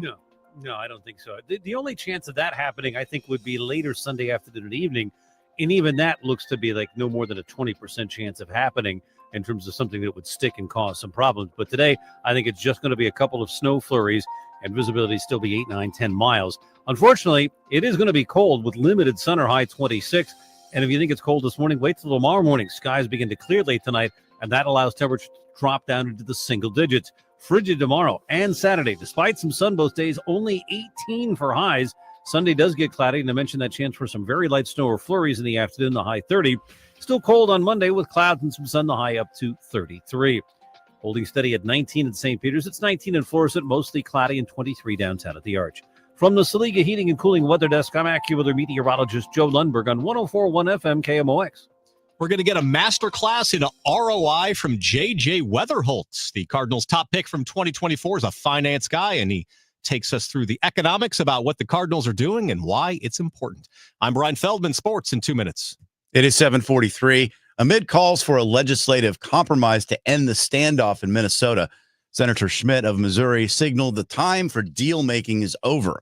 Addressing the Senate, Eric Schmidt rejected the idea of a new comprehensive immigration reform package. He insists the executive branch already has all the tools it needs. The era of fake deals is over. There will be no fake, quote-unquote, comprehensive immigration reform because a nation does not need new laws to enforce the ones it already has. President Trump demonstrated a basic truth of self-government. Law without enforcement is not law at all. Schmidt argues the peaceful execution of deportation orders in other states proves the violence in Minnesota is an outlier, not a necessary result of the federal enforcement. Meanwhile, one of Schmidt's counterparts in the Senate is seeking a different job. Democrat Amy Klobuchar announcing she is running to be the next governor of Minnesota. Minnesota, we've been through a lot. The four-term senator made her announcement on social media, vowing to take on the Trump administration. These times call for leaders who can stand up and not be rubber stamps of this administration, but who are also willing to find common ground and fix things in our state. Current Governor Tim Walz dropped his bid for a third term earlier this month. Klobuchar gives Democrats a high-profile candidate as they try to keep the office in their hands. Michael Wallace, CBS News. In Atlanta, FBI agents with a search warrant searched a county election facility Wednesday looking for ballots and other records from 2020. This is tied to President Trump's claim that he actually won Georgia.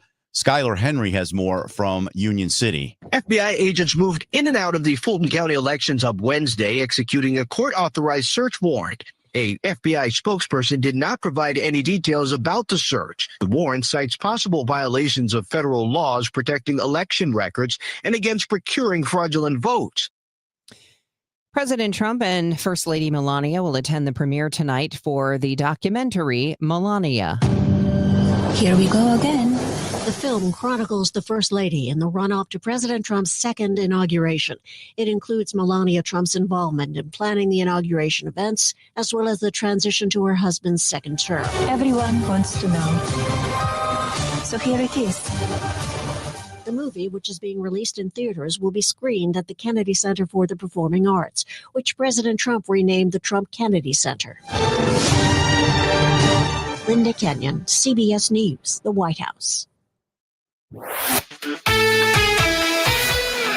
Good morning, I'm Brian Feldman filling in for Tom Ackerman. Spring training not far off as the Cardinals look to surprise teams in 2026. They dealt away some big names, if you haven't heard. Sonny Gray, Wilson Contreras, Nolan Arenado, maybe Brendan Donovan at some point. Who knows? It's all part of a youth movement, putting the youngest and best up-and-coming talent on the field to bring the next great Cardinals team right here to St. Louis. And no one exemplifies that movement more than top prospect J.J. Weatherholt. The Cardinals' top pick from 2024, commonly viewed as a top player in the entire minor leagues. And he could make his big league debut early this season. Weatherholt says he feels strongly about the direction this Cardinals franchise is headed. The easiest way to put it is, for me, it's like return on investment. You know, I'm a finance guy. So sometimes you got to take risks, and you might want to throw more money in this stock because you think it'll have a higher return. And it's the same concept in baseball. These teams that have these great minor league systems and are even producing at the big league level, they're pouring a massive amount of money on their guys. They're taking a risk, spending a ton of money on them, if that's from the development side, if it's food, if it's nutrition, if whatever it is, that's what they're doing. And the hope is that later down the road, they're going to win more games and in turn make the club more money. So that's kind of the risk that you've got to take. And it seems like, the new front office is willing to do so. Weatherholt will absolutely get his chance to make the club out of spring training, which starts in just a few weeks. College hoops, number 9 Illinois plays host to Washington tonight in Champaign. The Illini coming off a big win at Purdue. That's 9 wins in a row for Illinois. Tomorrow, 21st ranked SLU faces Dayton. They are coming off a big win over George Washington. Tip off from Chaffetz Arena, 7 o'clock. Then on Saturday, Mizzou hosts Mississippi State in Columbia. To the NBA, tears were flowing on the face of LeBron James last night. LeBron could be done for his career at the end of the season. We're not sure. He was in Cleveland, his first NBA city, playing for the Lakers. They played a video tribute, and he was crying throughout. Other NBA news, St. Louis native Jason Tatum has not made up his mind on whether or not he'll return this year from an Achilles tendon injury. The Celtics All-Star tells ESPN he wants to get it right first, and there's a lot to think about. And in hockey, the Blues face off against the Panthers tonight. Face off 7 o'clock at Enterprise Center. The Blues coming off a 4-3 loss to Dallas Tuesday, their 5th straight defeat. With reports at 15 and 45 past the hour, I'm Brian Feldman on your home for St. Louis Cardinals baseball. KMOX. Last year, we had 295 trials where we've been offered a total of $90 million on all those cases. When the dust settled, we had recovered over $1.1 billion in verdicts and mid-trial settlements. I'm John Morgan of Morgan & Morgan. We became America's largest injury firm for a reason. We won a lot, $30 billion and counting. The best part of all those wins is that it helps you when you hire us. All those wins allow us to let the insurance company know we mean business. And believe me, they know who we are. If you've been injured, Google Morgan & Morgan results. You're not bragging if it's a fact. 3 million people tried to hire us last year alone. That happened for a reason. Visit forthepeople.com and let's get started this minute. Morgan & Morgan, forthepeople.com. The choice of a lawyer is an important decision and should not be based solely upon advertisements. Past results afford no guarantee of future results. Every case is different and must be judged on its own merits. Being first in line can be very important to homeowners. First in line for the plumber, first in line for the HVAC guy, first at Banner Construction. It's Banner Construction's winter home event, and you can be the first in line this spring and save before the annual price increases.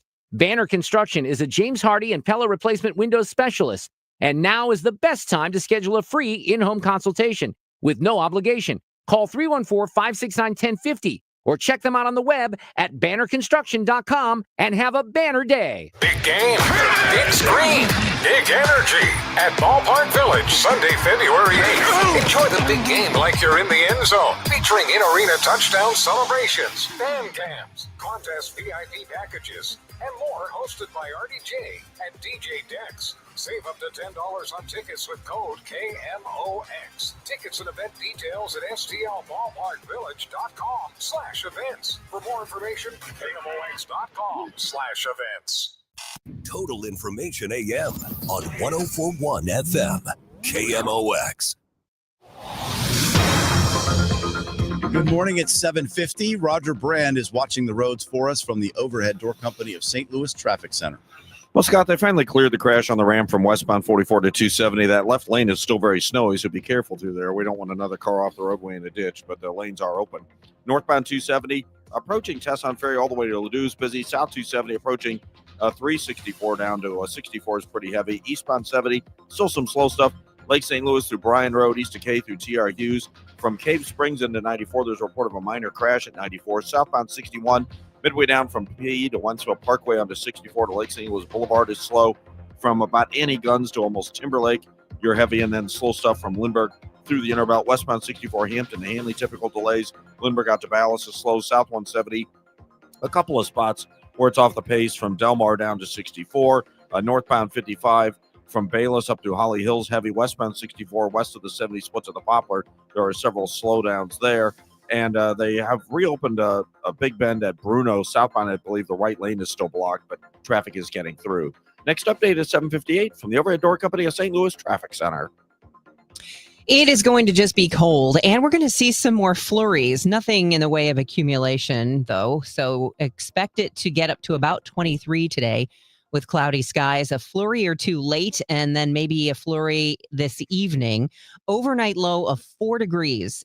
Friday and Saturday, staying cold with clouds and some sunshine, but a high both days, 18. We're at 16 degrees right now. The news continues at 7:52. Stores that sell marijuana in Missouri are licensed by the state, and a coalition of those companies is suing more than 24 smoke shops in St. Louis County, accusing them of unfair competition. The lawsuit, says the Post-Dispatch, claims the smoke shops are selling pot products disguised as industrial hemp. The Missouri legislature tried but failed to crack down on the unregulated sale of these products. And St. Louis County Councilwoman Lisa Clancy also tried to address the issue but got pushback from businesses. The historic reach of the Alien Enemies Act goes under the microscope on Capitol Hill. Illinois Senator Tammy Duckworth challenged the administration's decision to apply that 18th century law to modern street gangs during a hearing with Secretary of State Marco Rubio. Are we currently at war with Venezuela? No, we're not in a state of war in Venezuela. Okay, the Supreme Court has described the Alien Enemies Act as a wartime power, our Supreme Court. And before now, the Alien Enemies Act was only invoked during the War of 1812, World War I, World War II, when it was used to intern thousands of innocent civilians. Rubio pushed back, asserting the definition of an invasion has evolved. He argues foreign criminal networks operating on U.S. soil justify the use of wartime powers.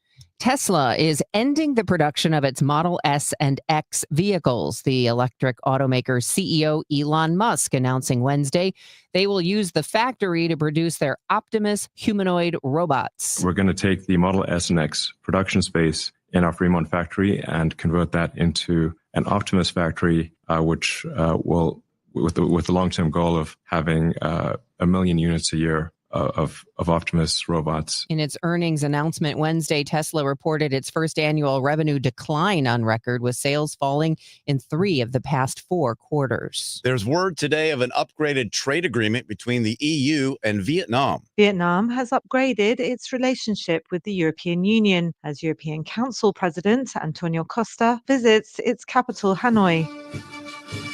European Council President Antonio Costa was given a warm and illustrious welcome by Vietnam as he met with Vietnam's president in the country's capital. The result of the meeting, a comprehensive strategic partnership, Vietnam's highest diplomatic level. This change places the EU on the same diplomatic footing as the US, China, and Russia. European Council President Antonio Costa emphasized the importance of the agreement. At a moment when international rules-based order is under threat from multiple sides, we need to start to stand side by side as reliable and predictable partners. Vietnam's President Luong Quang called the move a historic milestone. This partnership comes as both regions recalibrate trade amid global financial disruptions driven by US tariff pressure. I'm Karen Shamas.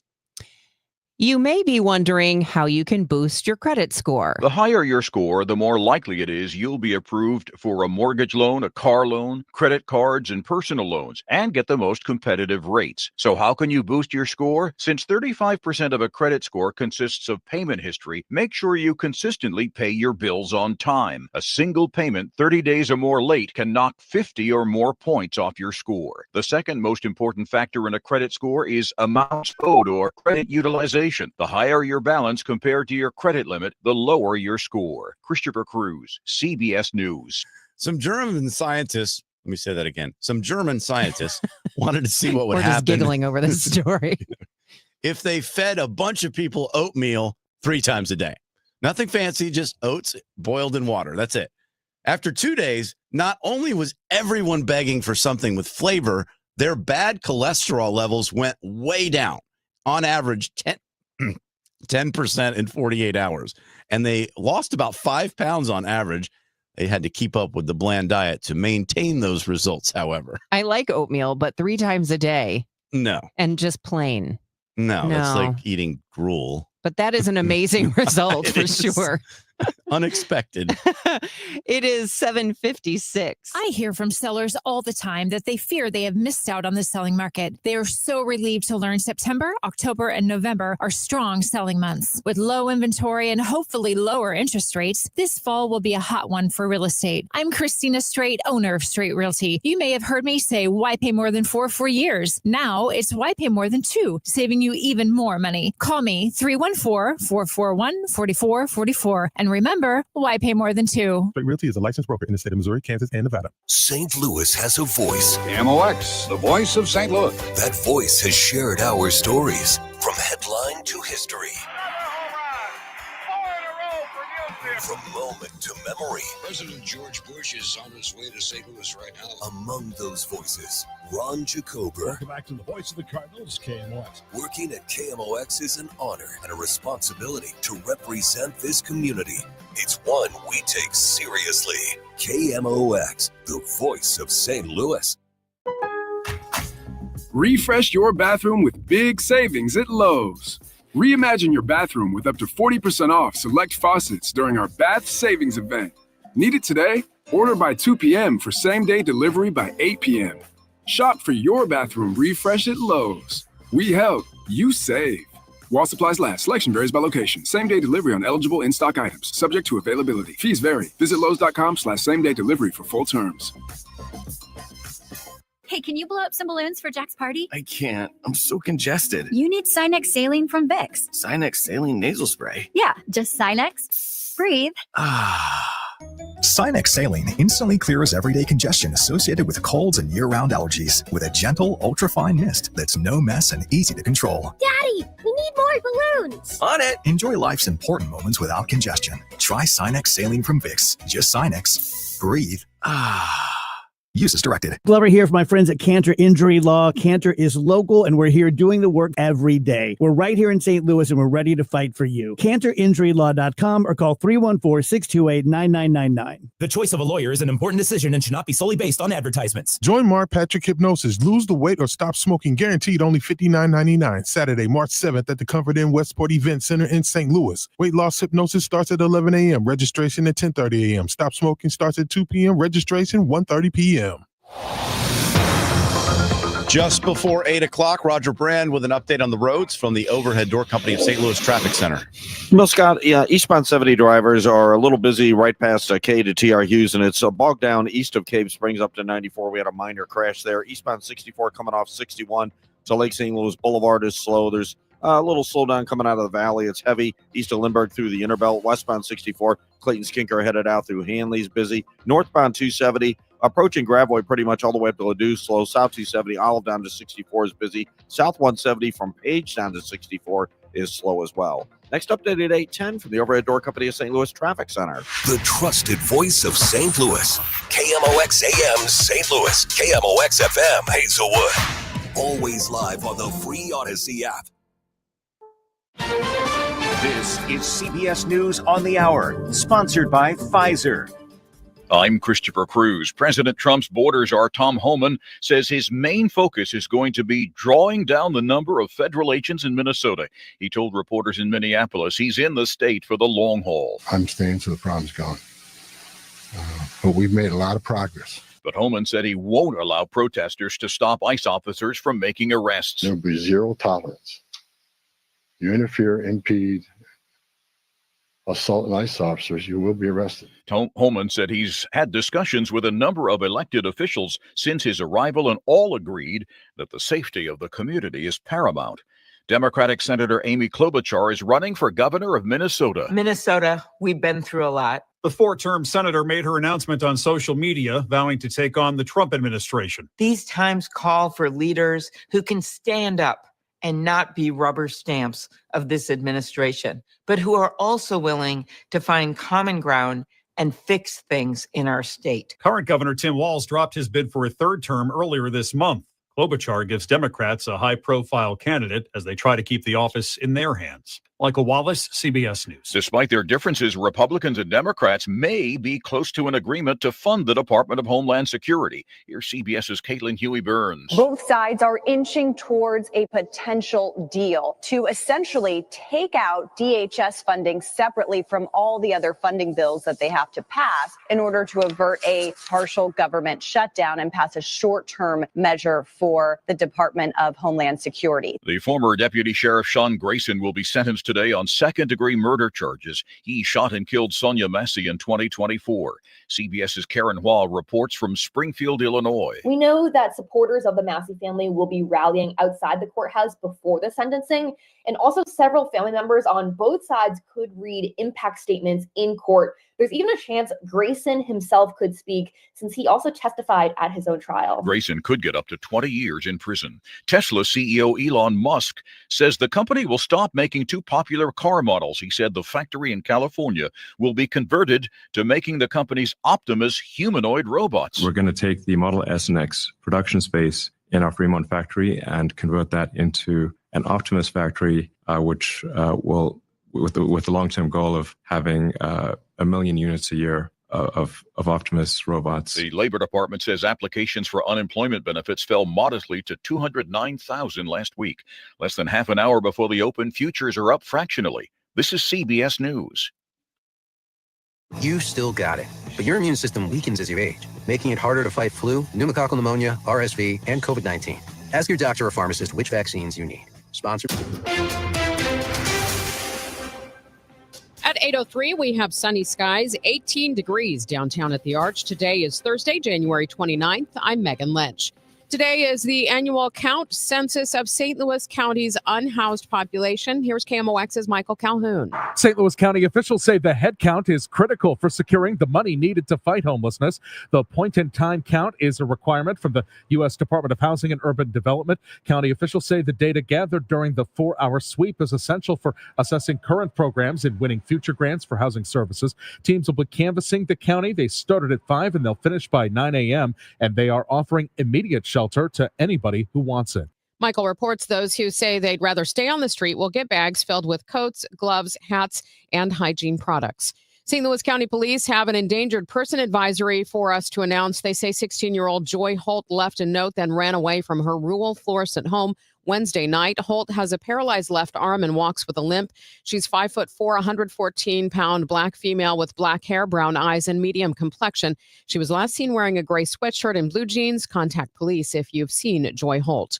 Ferguson police have arrested multiple people after a shooting at a funeral home that left 3 people shot and 3 others injured. Chief Troy Doyle says all victims have non-life-threatening injuries. You're asking questions that's very preliminary. We're still counting those things. We're still interviewing witnesses. Again, we're still trying to interview individuals that we have in custody. So everything right now is very preliminary. It happened Wednesday during a service for a teenager. For more than a month, the suspect wanted for killing a mother and her 9-year-old daughter in their Walnut Park home evaded police. But Tuesday, 40-year-old Michael Antonio McNair Jr. was arrested by U.S. Marshals in Poplar Bluff. The U.S. Marshal Service's James Tapp. Task force officers and deputy U.S. Marshals. And ultimately, the task force, the city task force, developed information that McNair was living in the 3400 block of Highway B in Poplar Bluff, Missouri. McNair was previously bouncing around many addresses down there, many vacants, and after multiple arrest attempts throughout January, he was taken into custody. McNair is charged with 2 counts of murder, first degree arson, and unlawful use of a weapon. 45-year-old Latasha Brown and her daughter, Paige Buckner, were found in their burning home. The autopsy revealed they'd been shot. Circuit Attorney Gabe Gore says they will leave no stone unturned in prosecuting the crime. Rank-and-file police officers in St. Louis City could be getting a 7% raise thanks to a proposal from the newly appointed police board. The rates are nearly double what the city proposed last fall. They would increase officers' pay from about $58,000 to just under $62,000. The police union expected to discuss the proposal with its members later this week. The Missouri House Commerce Committee heard a set of bills yesterday that would put income tax on the ballot. Speaker John Patterson's bill proposes a constitutional amendment that would allow the legislature to stop taxing wages. If passed, the measure would go on the ballot in November. Supporters say it would give Missourians more autonomy over their money, but Minority Floor Leader Ashley Ani questions how the legislature would implement the new structure. Well, I can't imagine what our tax structure looks like when we slash income tax, slash property taxes, and can't pay for anything anymore. But that's a conversation for apparently a future legislature that we trust more than we trust ourselves. If approved, the legislature would have 3 years to remove the income tax, which brings in more than $9 billion a year for the state. Obesity rates among U.S. adults have doubled since 1990. And if they continue on this track, University of Washington cardiology professor Dr. Gregory Roth says almost half of the U.S. population will be living with obesity by the year 2035 if we forecast our data into the future. 47% of the entire U.S. population suffering from the health effects of obesity. Missouri currently has an obesity rate of 37%. In Illinois, it's 33%. Dr. Roth says the environment we live in is to blame, meaning access to more calories and more high glycemic foods that drive up obesity. Fred Bottomer, KMOX News. From the business desk, the 2026 real estate market could look very similar to last year. Mark Gelman, real estate advisor with the Gelman team, says sellers have to decide whether it makes sense to trade up to a bigger mortgage interest rate. They have an interest rate at 2.5%, 3% wants to move. Hold on to your home. Hold on to that home and rent it. And here's the reason: you will not see that anytime soon. The spread that you can get in the increase in rent versus your mortgage, you can apply that to your new home. Gelman says 2026 could still be a tough market for buyers, especially someone seeking a newly built home because of lot and construction costs. Coming up on Total Information AM, Missouri lawmakers are considering whether to increase the amount of time school kids are physically active. I'll talk to the sponsor of new legislation. That after traffic and weather in 2 minutes. How many of you think taxes will go up in the future? And if they do, who will get hit the hardest? Maybe it's you, headed for retirement. You've been saving in that 401k or IRA, and that money has never been taxed. And Uncle Sam is looking at that account like it's a big, juicy steak. What can you do about it? Join the All Financial Group for their Taxes in Retirement Seminar, Thursday, February 19th or Tuesday, February 24th. They believe a financial plan is not a retirement plan without a tax plan. Fund your retirement, not Uncle Sam's. Reserve your spot today by calling 636-230-8824. That's 636-230-8824. Or go to yourmoneymattersstl.com. Investment advisory products and services made available through Impact Partnership Wealth, LLC, IPW, a registered investment advisor. Neither the firm nor its agents or representatives may give tax or legal advice.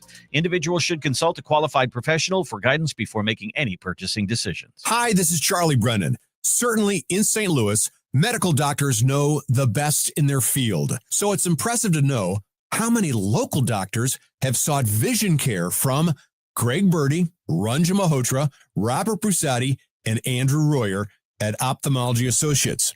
That's why they're known as the doctor's doctors.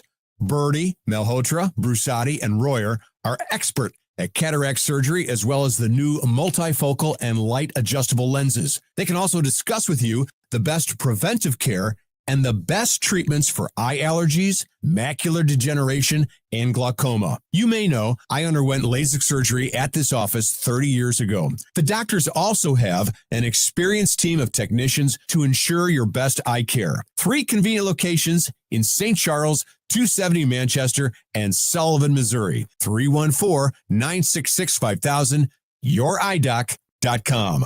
This hour of Total Information AM is sponsored by Gamma Tree Experts. Total Information AM, Debbie Monterrey, Megan Lynch, Tom Ackerman on 104.1 FM, KMOX. At 8:10, we head to the Overhead Door Company of St. Louis Traffic Center. Roger Brand, how do the roads look? Well, mostly just slow, Megan. On the Illinois side, we've had a crash for a little while. Looks like it's still out there. Southbound 255 near New Pogue Road. There's still a backup approaching New Pogue, and it's slow to a point south of there. They cleared the crash. We had eastbound 70 at 94. Just a little busy now. Cave Springs through Zumbel. Southbound 61 crossing over onto 64 to Lake St. Louis Boulevard. Still busy. A little slowdown between Clarkson and Timberlake and from Lindbergh through the Innerbelt. The Innerbelt from Olive down to about the Parkway is the busiest part there. Westbound 64 Hampton to Hanley. Still pretty crowded after that. Not so bad. South 270 is cleared out. North 270 is still slow. Gravois to 44 and Big Bend all the way up to Ladue. 44 at Laclede Station and approaching Kings Highway. Just a little off the pace. Northbound 55. Slow stuff Bayless up through River to Pear. And westbound 64 is also better. Just slow west of 3rd Street getting onto the Poplar Street Bridge. Next update at 8:20 from the Overhead Door Company of St. Louis Traffic Center. Mostly cloudy today and colder than yesterday. There'll be a flurry or two around late, the high 26. Mostly cloudy early tonight with a flurry, then some clearing late and bitterly cold down to 4 above. Tomorrow, times of sun and clouds and bitterly cold, the high 18. Another frigid day Saturday with sunshine, some clouds, and a high again 18. From the Saliga Heating and Cooling Weather Desk, I'm AccuWeather meteorologist Joe Lundberg on 104.1 FM KMOX. We have sunny skies this morning, 20 degrees in Florissant. It's 18 in St. Peter's, 18 downtown at the Arch. This is Total Information AM on KMOX. I'm Megan Lynch. A Missouri lawmaker wants to increase the amount of time that K through 12 students spend in PE. I'm joined by Republican Representative Bishop Davidson this morning. Thank you so much for being with us here on KMOX. Thank you for having me, Megan. I appreciate it. So your legislation would require all students to participate in a minimum of 60 minutes of physical activity each school day. What's the thought behind your proposal? Yeah, so the proposal as it stands is a framework, and we're looking at kind of building out more of those details.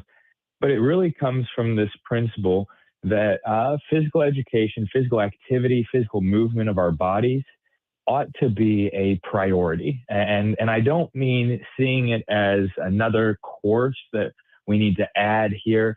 I mean really considering that we've got reading, writing, math, and we should also consider physical activity at that sort of level and that sort of category of priority.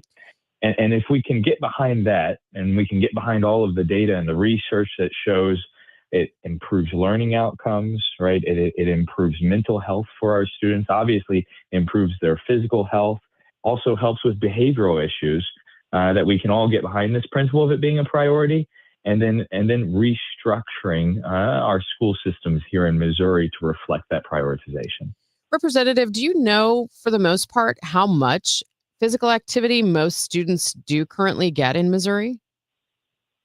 I know that it's going down. I mean, in the schools, it's 30 minutes a day or 150 minutes a week at a elementary level. In high school, it's one of 24 credit hours, which means 2 semester classes in their entire 8 semesters.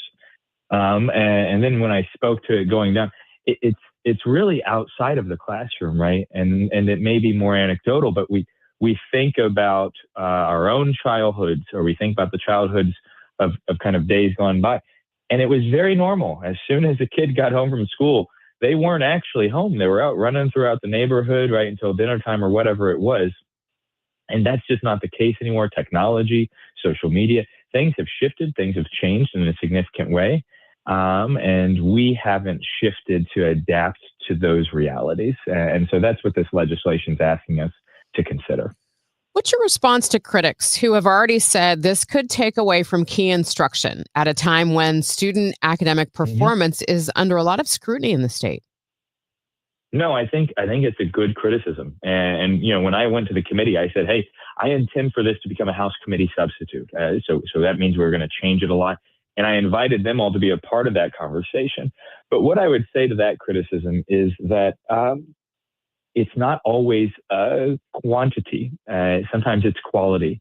And the data that shows how much more you can learn in fewer minutes because of activity. They found that students who were having issues with dyslexia, if they paused at the word that they struggled with, stepped aside and did just a couple minutes of physical activity, they were consistently and reliably able to work through all of the problems that were facing them in that moment. And so there's a lot of creative models, a lot of creative ways. I would actually like to leverage the creativity from our local districts and see kind of what they're able to come with. And we've talked about having kind of more of a marketplace, standards that exist, but then a marketplace of educators and school districts figuring out how to best meet those standards and of course, hopefully share best practices. After I saw this, I did some of my own research, poked around to see what was out there about how physical activity correlates to grades. I found a 2019 study from the CDC that compared students with lower grades and students with higher grades. And those students with higher grades were more likely to engage in physical activity for at least 60 minutes, 7 days a week, and play on at least one sports team. What are your thoughts as far as, for kids that already in sports, these student athletes, would they be exempt under your initial proposal? That was a question asked on the committee. And, there is a legislative process in which you have to work with all sorts of people and all sorts of opinions. My belief is that we should not exempt them. And I think that research you just pointed to actually suggests that, right? It's 60 minutes, 7 days, right? And we're talking about the 5 days of the school week or the 4 days, depending on what district you're in Missouri. It's 7 days in addition to being on a sports team. And so I am not worried about sort of overworking the student. I think the student's going to be able to figure out what they can and can't accomplish in their extracurriculars. And I can say that there's value to me and a value that I believe in the 60 minutes daily. It's making sure that we fundamentally get their heart racing, right? Building their muscles, adding density to their bones, things like this, right? And I think in the learning environment, I think throughout the day, as you're learning, improves those learning outcomes tremendously. Not to mention, I think the social benefits of not just being on a team when you're talking about a sport, but the social benefits of being amongst your classmates and working to improve ourselves. You mentioned something in your initial response, and that was behavior issues in schools. What have you heard from teachers on this, the correlation between physical activity and behavior in the classroom? Yeah, one of those who testified on the committee. Well, so we had teachers who were testifying. Now, I will say they were PE teachers and former PE teachers, but then we also had the NEA representative there, and he testified for informational purposes. But his informational purposes had a big caveat, and that was that he believed, and as a representative of the largest teacher union in Missouri, they supported the principles and the ideas here. They didn't know if it required statute in order to accomplish that end, but they saw tremendous value in students moving their bodies more often, and enduring physical activity on a daily basis. I was just talking with him here at the Capitol again this week about it, and I mentioned the benefits for students, and I mentioned the benefits for parents. And he jumped in and he said, and teachers too. He said it makes their job way easier when they have a brain that's ready to absorb the information they're teaching, which is what physical activity does. It's not like these things are disconnected. Our brain is actually a part of our body. And he said, but also on the behavioral front, which is a growing problem here across our Missouri schools. Representative, thank you so much. We'll be following this legislation. Thank you.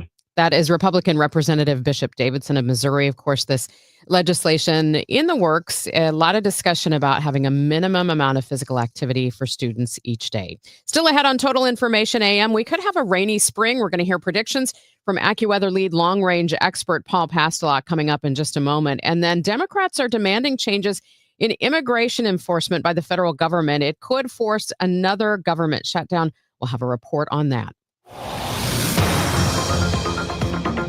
Let's see how things are moving on the roads with Roger Brand. He's in the Overhead Door Company of St. Louis Traffic Center. Well, we're doing a lot better, Megan. If you're hitting the road right now, getting out of the house, so I do have a new minor crash on southbound 170 near Page. There's a little bit of a backup behind them, so just be prepared if you're headed through that area. Once you get past that point, it's still slow from about the Parkway on down to Highway 64. Eastbound 64, there's still slow stuff. It looks good out west, but it's still heavy from Lindbergh in through Hanley. Westbound 64, Clayton Skinker to Big Bend's a little busy, and then at Ballast. North 270, I call it north of Big Bend up to Ladue is still slow. 55, a couple of spots between Bayless and Virginia where it's a little heavy. Westbound 64, west of 3rd Street to the Poplars slow. And still a little bit of a slowdown southbound 255 past New Pogue Road where he had that earlier crash.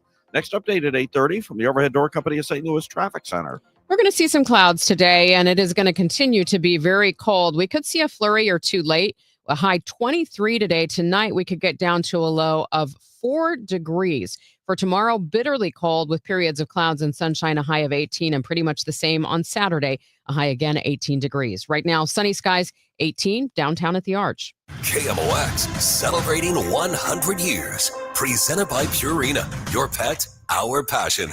Now, a KMOX pioneer. Before KMOX became a powerhouse for news, talk, and sports, it helped shape early American entertainment through its vibrant hillbilly music era of the 1930s, 40s, and early 50s. The national champion Hillbillies, KMOX's own homegrown group, performed morning and late night shows that connected families across the Midwest. These programs captured the culture and spirit of the heartland and helped establish KMOX as a station for every listener. From KMOX, the voice of St. Louis, Columbia's great station in the heart of the rich Mississippi Valley, we bring you Barnyard Follies with the national champion Hillbillies. This era laid the musical foundation for the decades that followed and remains a cherished part of KMOX's early identity. The Hillbilly Music Era, a KMOX pioneer. The new era of UFC on Paramount Plus continues. Live from Australia, featherweight champ Alexander Volkanovski. He is an animal. Defends his belt at home in an explosive rematch against Diego Lopez. You gotta be kidding me. And the always dangerous Dan Hooker throws down with powerhouse Benoit Saint-Denis in a high-action lightweight showdown. There's never been anything like this. UFC 325, Saturday, January 31st, only on Paramount Plus. Let's go. You're still grooving, still connecting, still loving, still turning up, still thriving. You still got it, but your immune system, it weakens as you age. That's where vaccines come in. They help train and strengthen your immune response to fight off respiratory illnesses like flu, pneumococcal pneumonia, RSV, or COVID-19. Ask your doctor or pharmacist which vaccines you need. Book in minutes at vaxassist.com. Sponsored by Pfizer. Start the new year off on a healthier note by taking active liver supplements from New Nordic every day. Available online at Amazon or newnordicusa.com or at your local CVS, ShopRite, Meijer Grocery, or Wegmans.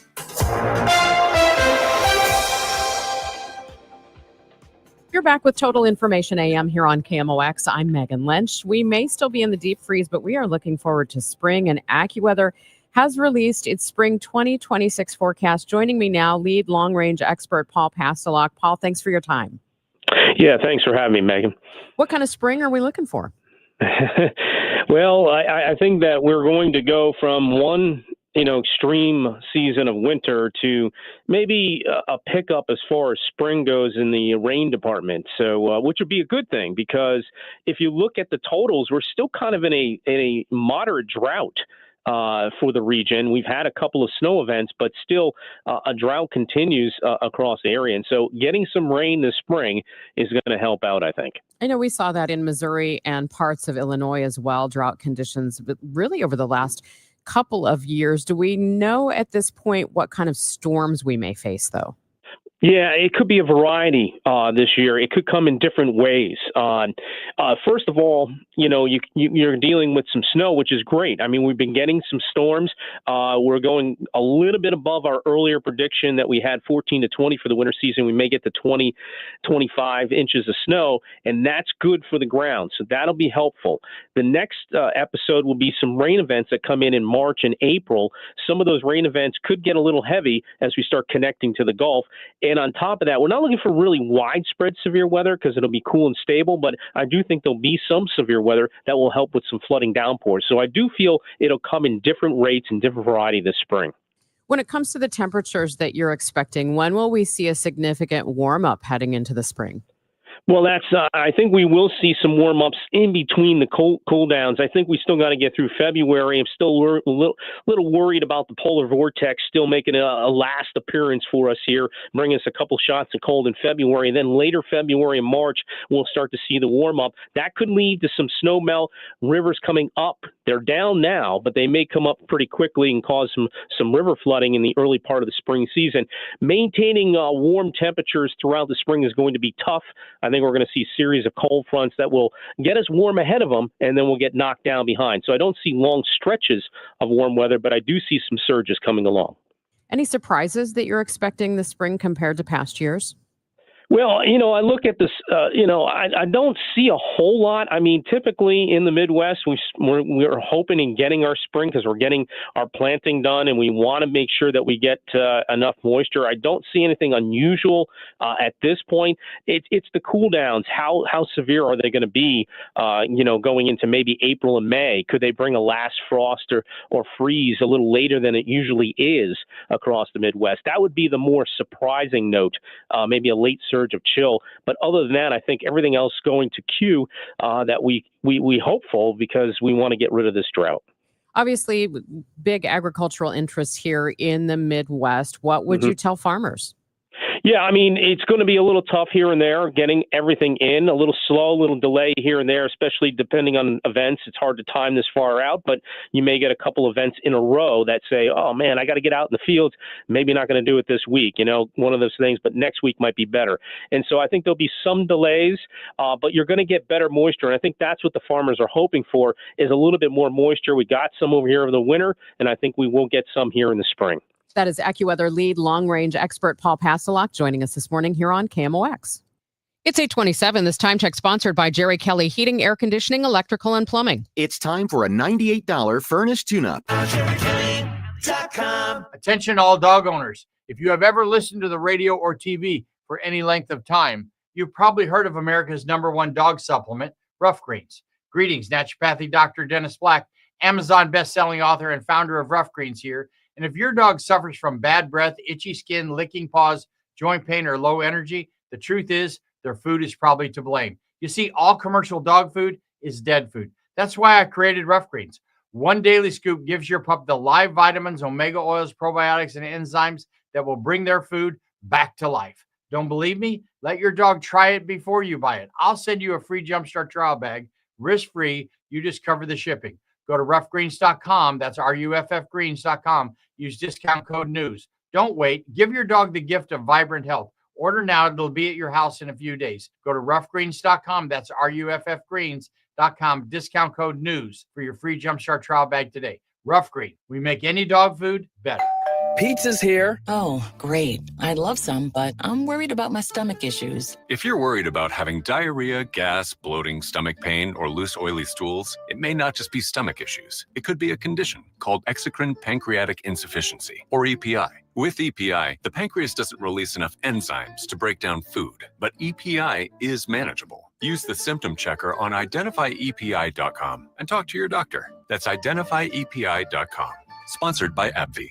Are you tired of high cable TV rates? Sign up for Dish today and get a $500 bonus offer while supplies last. Plus, lock in your price for 2 years guaranteed. Call All American Dish, your Dish authorized retailer now. 800-296-1251. 800-296-1251. That's 800-296-1251. Offers require credit qualification, 24-month commitment, early termination fee, and e-auto pay. Restrictions apply. Call for details. I hear from sellers all the time that they fear they have missed out on the selling market. They are so relieved to learn September, October, and November are strong selling months. With low inventory and hopefully lower interest rates, this fall will be a hot one for real estate. I'm Christina Straight, owner of Straight Realty. You may have heard me say, why pay more than 4 for years? Now it's why pay more than 2, saving you even more money. Call me 314-441-4444. And remember, why pay more than 2? Straight Realty is a licensed broker in the state of Missouri, Kansas, and Nevada. Okay, I don't want to be mean, but if you're a guy and you just have a grimy, multiple times refilled bottle of Dial that's got the crusty soap on the outside, that's a red flag. What if you just have a bar of Dial soap with no soap dish? I never like the bar of soap. What if you have one bar of soap and you take it from the shower to the sink, back to the shower? How would you feel good about going to that guy's house? Oh my gosh, I think I would just leave without saying anything. Chris Ranji, Amy Mark Scores. Weekdays at 9 on KMOX. 8:30, time for another check of the roads with Roger Brand in the Overhead Door Company of St. Louis Traffic Center. Well, we still have some slow traffic, Megan, on northbound 270, but it's really just Doherty Ferry up to Ladue. South 270 is clear. Eastbound 70 and 64 look great out west, although it's a little busy at 5th Street and east of the Blanchard into Earth City on 70. 64, Lindbergh into Big Bend is heavy. South 170, still a little slowdown between Midland and Page, where we had an earlier minor crash. Both directions of 64 between the Parkway and, or 170 between the Parkway and 64 is still busy. Westbound 64, Clayton Skinker to Hanley still slow. North 55 is cleared out. Downtown, we look good. Westbound across the bridges and southbound 255. There's barely a slowdown now south of New Poke Road. Next update at 8:40 from the Overhead Door Company of St. Louis Traffic Center. Thank you, Roger. From the Saliga Heating and Cooling Weather Desk, we are headed into another cold snap. Considerably cloudy cold today with a flurry or two late. Expect a high only around 23 degrees. For tonight, we could see some stray flurries this evening, and we're getting into some dangerously cold temperatures. An overnight low only around 4 degrees. For tomorrow and Saturday, it's going to be bitterly cold, a mix of sun and clouds. Highs only reaching 18. Right now, that's where we're at. Sunny skies, 18 degrees downtown at the Arch. In the news, Senate Democrats are poised to block legislation that would fund the Department of Homeland Security and several other agencies that would bring the government a step closer to a partial shutdown if Republicans in the White House do not agree to new restrictions on President Donald Trump's surge of immigration enforcement. AP correspondent Ed Donahue reports on the status of budget negotiations. A partial government shutdown seems more likely at the end of the week. following the deaths of 2 people at the hands of federal agents in Minneapolis. Democrats want major changes to ICE. We want to end roving patrols. We need to tighten the rules governing the use of warrants. Senate Minority Leader Chuck Schumer wants accountability. Federal agents should be held to the same use of force policies that apply to state and local law enforcement and be held accountable. A third demand? We want masks off, body cameras on. Republicans will need Democratic votes to keep the government open when funding runs out at midnight Friday. Texas Republican John Cornyn says they can have conversations about what additional oversight is required, what additional laws should be considered, but not at the expense of shutting down the government. Ed Donahue, Washington. CBS's Jared Hill says the proposals Democrats want could be addressed in an executive order. The administration might be working with Democrats to try and figure out a way to have some sort of executive action on the back end so that there could be changes implemented, not necessarily written in the legislation. The last dispute over health care closed the government for 43 days. It's now 8:33. In a world in need of a hero, one man rises to the challenge in style. He is. Just driving the kids to soccer practice. Make every day feel epic in the all-new Hyundai Palisade Hybrid with up to an EPA-estimated 619 miles of range on select trims, advanced tech, and class-leading interior space. Visit HyundaiUSA.com or call 562-314-4603 for more details. And hey, come on, no cleats on the seats. Spreadsheets, clunky software, 100 different logins just to run your business? Ah. There's a better way. Odoo. One simple, connected platform that handles sales, inventory, accounting, and more, so you can focus on growing, not juggling. Make the switch today at odoo.com. That's ODOO.com.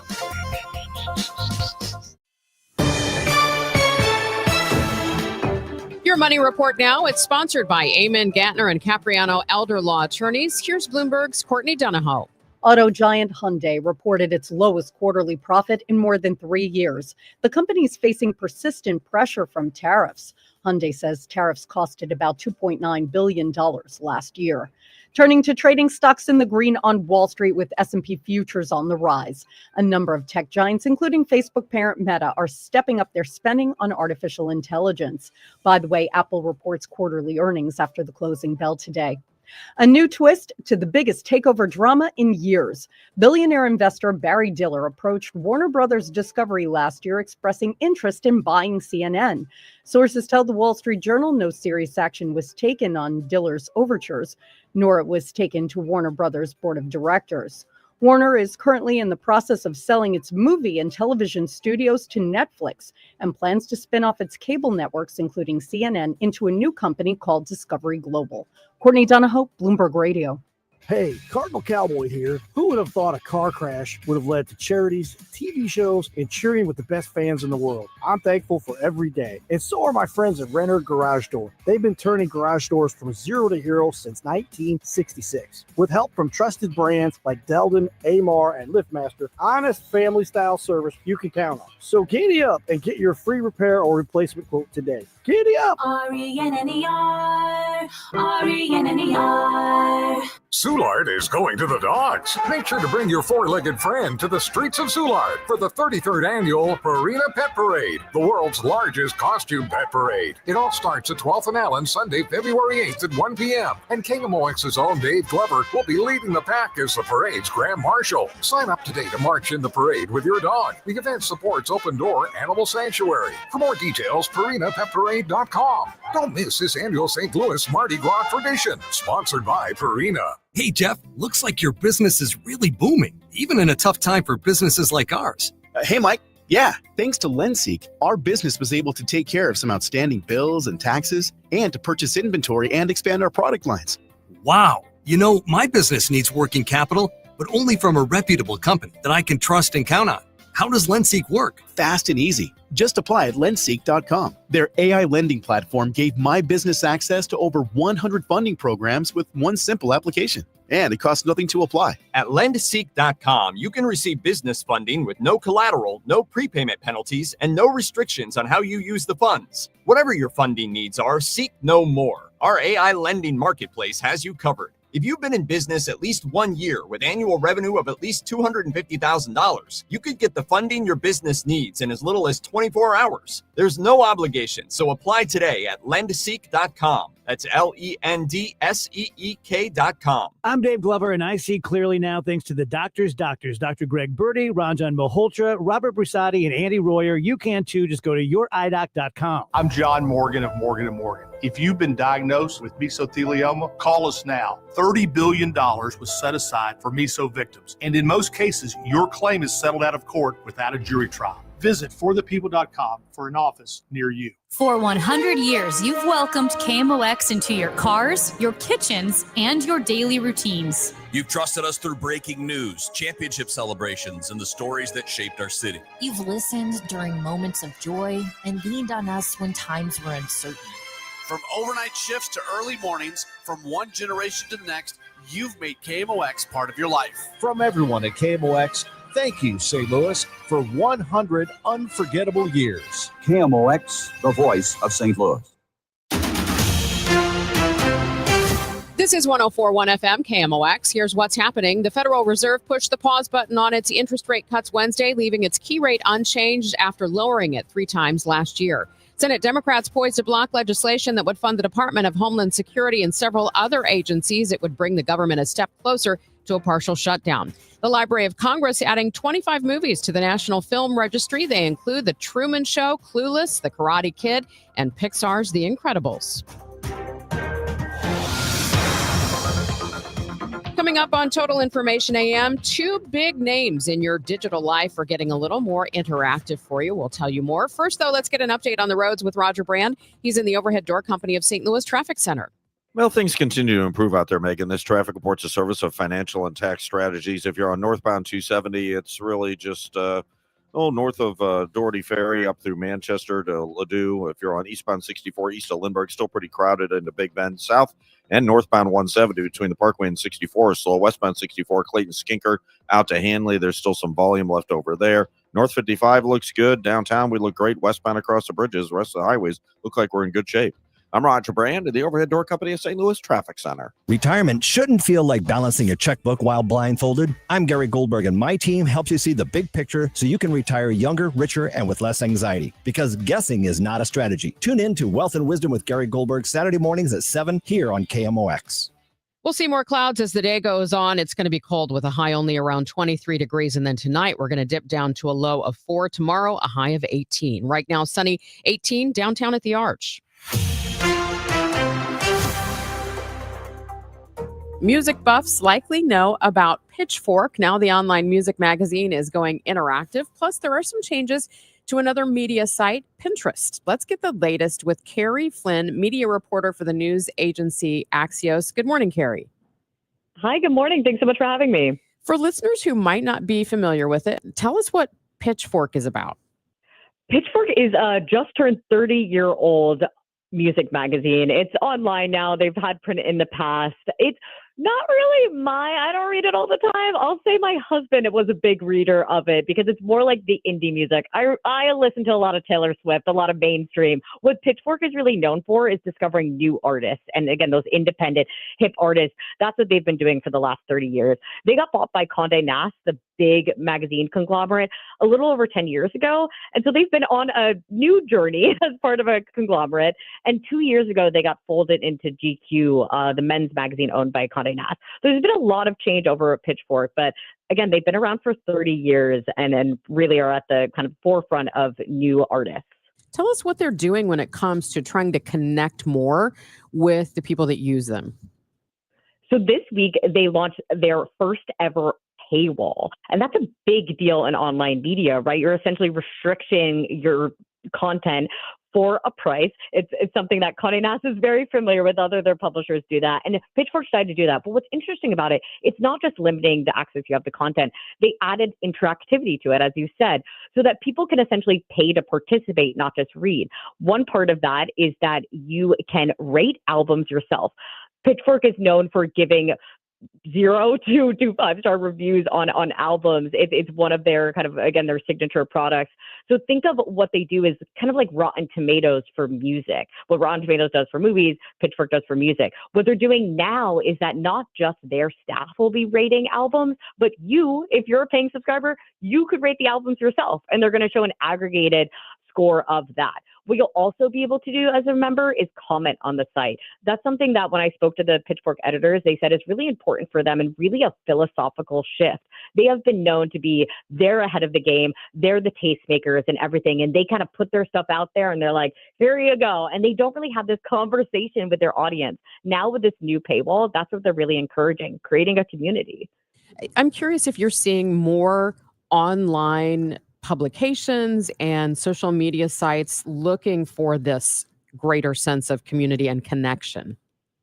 Definitely. It's all about community. It's not just talking at your readers. It's talking with your readers. You want people, if they're going to choose to pay what Pitchfork's price is, it's $5 a month, that you make that $5 truly rewarding and feel like you want to spend the $5, not just because you're accessing great reviews and information, but because you get access and you're a part of this club and network. There's this platform called Substack, and they've really leaned to the game. They're this platform for newsletters, but the newsletters that do some of the best work on Substack are ones that lean into community. They have merch, right? People are wearing hats of the Substack they subscribe to. They're participating in these chats, like these chat rooms that different writers choose to run. So that's what a lot of publishers are leaning into. As we start to get more fragmented in media, where there's so many different publications, and not just when Pitchfork started 30 years ago, you could probably name all the major music publishers. Now there's so many different writers. And so Pitchfork wants to help foster their loyal fans. On the business side of this, how much does Pitchfork really need this revenue to stay viable today?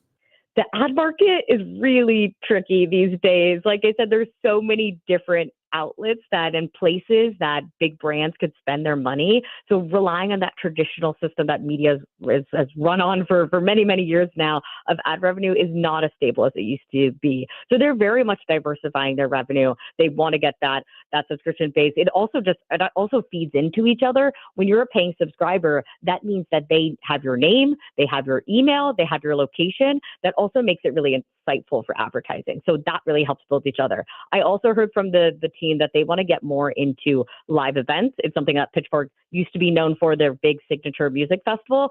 I don't know if that's coming back, but they see fostering that as well. And perhaps, again, that will be ticketed and that'll be a new way to make money. So it really is an incredibly bold bet they're making because it's their first ever paywall. It's not something that their readers are used to, but it's incredibly important for the bottom line. I want to look at another platform that you've been covering, and that's Pinterest, making some changes at the top. I have to be honest, I did not know that Pinterest was still so popular.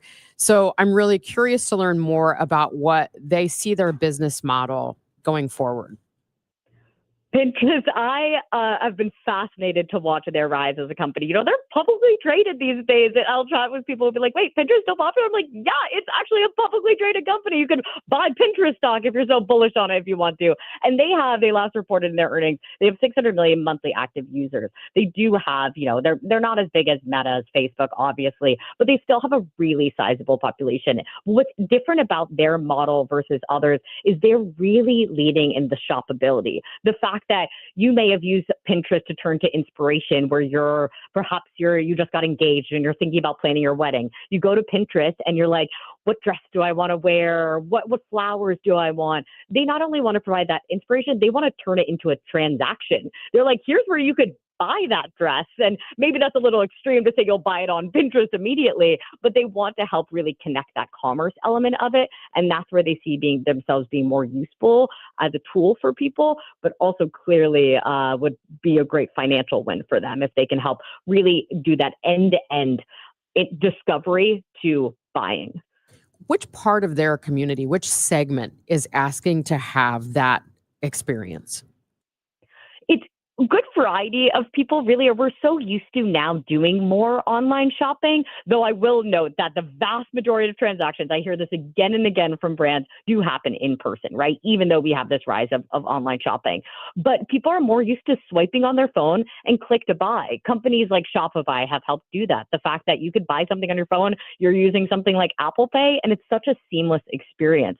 So really, it's just become more mainstream across the board. And it's something that obviously mobile first consumers like Gen Z and the younger generations are incredibly used to, where it's not as wild and far-fetched that you'd be making an easy purchase on your phone. It's something that, again, Pinterest is really committed to. We have platforms like Instagram getting into shoppability, and also TikTok Shop is an incredibly popular medium that they've really leaned into more live streaming, and they have brands big and small on their selling.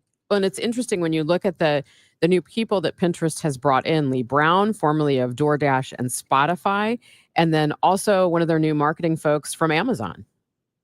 Correct. Two really big names, like heavyweights that they've just brought on board. As you said, Lee Brown, who's now taking on a newly formed role of chief business officer. He has that experience at DoorDash, which clearly is a great commerce tech company, and Spotify, which is like a cool discovery, like has a lot of good brand recognition and clout in the space, and really does like bring positivity and fun to the space. That's something that Pinterest wants to lean into. And their new chief marketing officer told us that she's already thinking about their next big campaign. They very much have leaned into that inspiration. Their CEO has invested a lot into building a business around positivity and really like happiness of a product. It's not about doom scrolling at Pinterest. They want you to scan Pinterest and they want you to be happy in what you see and happy enough that you want to buy something, right? So they want to help create that narrative out there and also execute it on it well. And so that's both of those new hires' big job this year.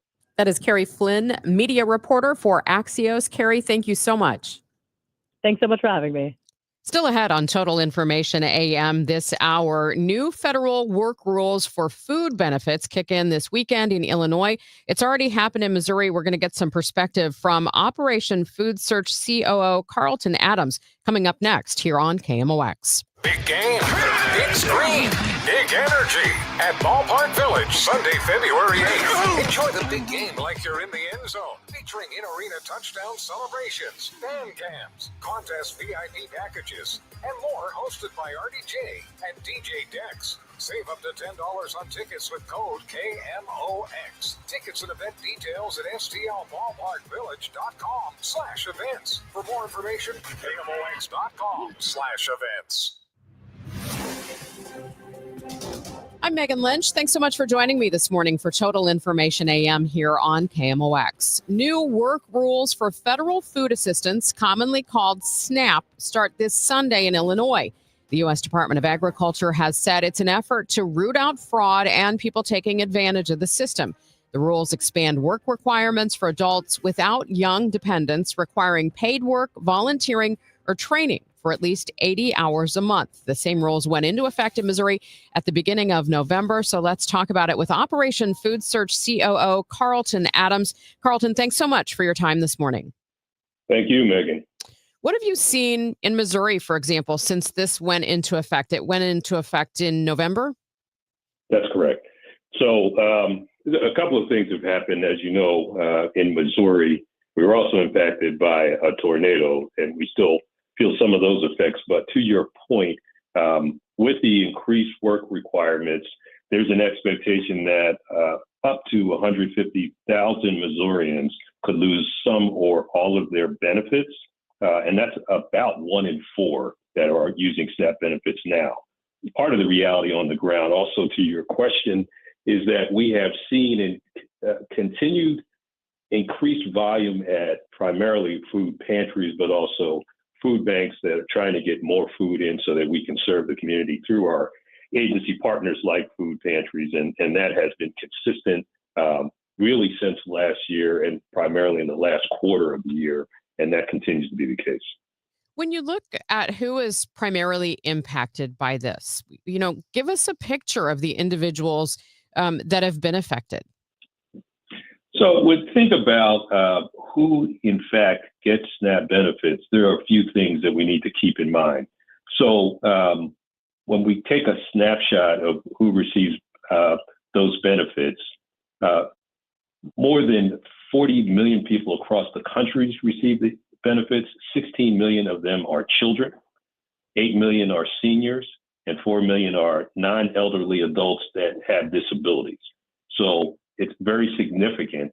80% of households receiving those benefits have at least one working family member, typically in low-paying jobs.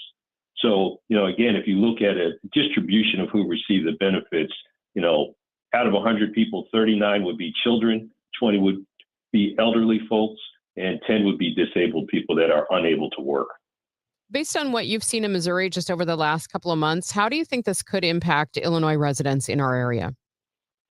Well, we think, that hit to Illinois residents is going to be, in that similar 1 in 4 folks may see a reduction in their benefits. And so the charitable food system, as an example, that exists in many forms, including food banks and food pantries, has been stepping up and will continue to have to step up so that we can get food to folks, nutritious food in particular, to folks that are in need. The expectation that the economic impact is going to be significant, loss of jobs. We've seen, 30% increase in food pricing in the last 5 years. So it's going to be harder with less benefits for folks to stay on top of bringing food into their family home. I know this is a little outside of the scope of what you do at Operation Food Search, but have you heard anecdotally people talking about, the availability of jobs or training or volunteer opportunities so that they can fulfill the requirement to have those hours? Well, we do know that, the job market, while there's still, I think, officially job creation happening, we know that jobs are tougher to get. And, we hear that, like you said, anecdotally through our pantry partners and other folks in the community. Volunteer opportunities, I think they continue to exist, but that's harder to do when you're working more than one job or trying to keep up. So, those challenges persist. And we know that, the gig economy is something that may be holding people down in the short term, but, even that is starting to dry up as people lose jobs and they have less money to spend, for takeout food and things like that. So the challenges continue to persist and to grow.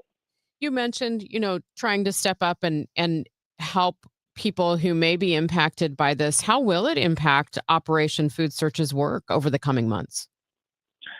Well, one of the things that we are going to do is do what we do best, more aggressively. So one of the things that we did benefit from, in a perverse way, I guess, so to speak, is that we did have some fairly significant donations at the end of last year because, with all the things that we've talked about, people from this region are incredibly generous. And so what we will be doing is working with our partners, so those that donate food to us and other items that we can distribute to the community to try to move more into the community, collaborate more with other food banks and other food insecurity organizations to try to make sure that we have as much distribution of assistance and food as we can. We use, we have programs like our mobile farmers market, which we've used as a mobile pantry, meaning free food for the community. We're trying to expand that work as well. So there are a number of things that we're trying to do to expand, but it really does rely on our community continuing to be generous, those that can, with their time and their treasure, so that we can get, as much assistance out to the community as we can to keep our community, our broader community strong. This morning here on KMOX, we were reporting about the possibility of another government shutdown. Are you concerned that it could impact this situation with SNAP benefits? We are not concerned. So one of the things, because the USDA's budget and the SNAP budget were approved, we don't expect that a potential government shutdown will impact SNAP benefits as they're currently calculated. So we're not expecting that to have that impact. But of course, if there's a government shutdown, it will potentially touch the pay of folks in the region. And so that could be a concern. So anything like that does have other reverberations through the community that we're concerned about. That's Carlton Adams with Operation Food Search. Thank you so much for your time this morning. Thank you, Megan. Have a great day. You too. Coming up tomorrow on Total Information AM, sports are big business. We're going to learn about a new master's program at WashU that will prepare you to compete. An attempt to cool tensions in Minnesota after the killing of Alex Preddy over the weekend. We're going to talk to Major Garrett about the response from Washington on that. Also, the Billikens are playing some terrific basketball. Huge game against Dayton tomorrow. And we're going to talk to Matt Pauley. All of that and more coming up on the Chris and Amy Show next on KMOX. Time now for today's Spotlight on Money, sponsored by Wesley Financial. The housing market tends to hibernate during the winter. Nobody wants to move when it's 1 degree outside. If you want to move in the new year, Drew Wishover of the Inspired Title Group says you can use the January lull to get a leg up on spring home buying season. See, the areas maybe you want to live in. Maybe it's a good time to do some, home renovations and get your property in tip-top shape so you can get the top dollar for your house. I'm Rob Hart.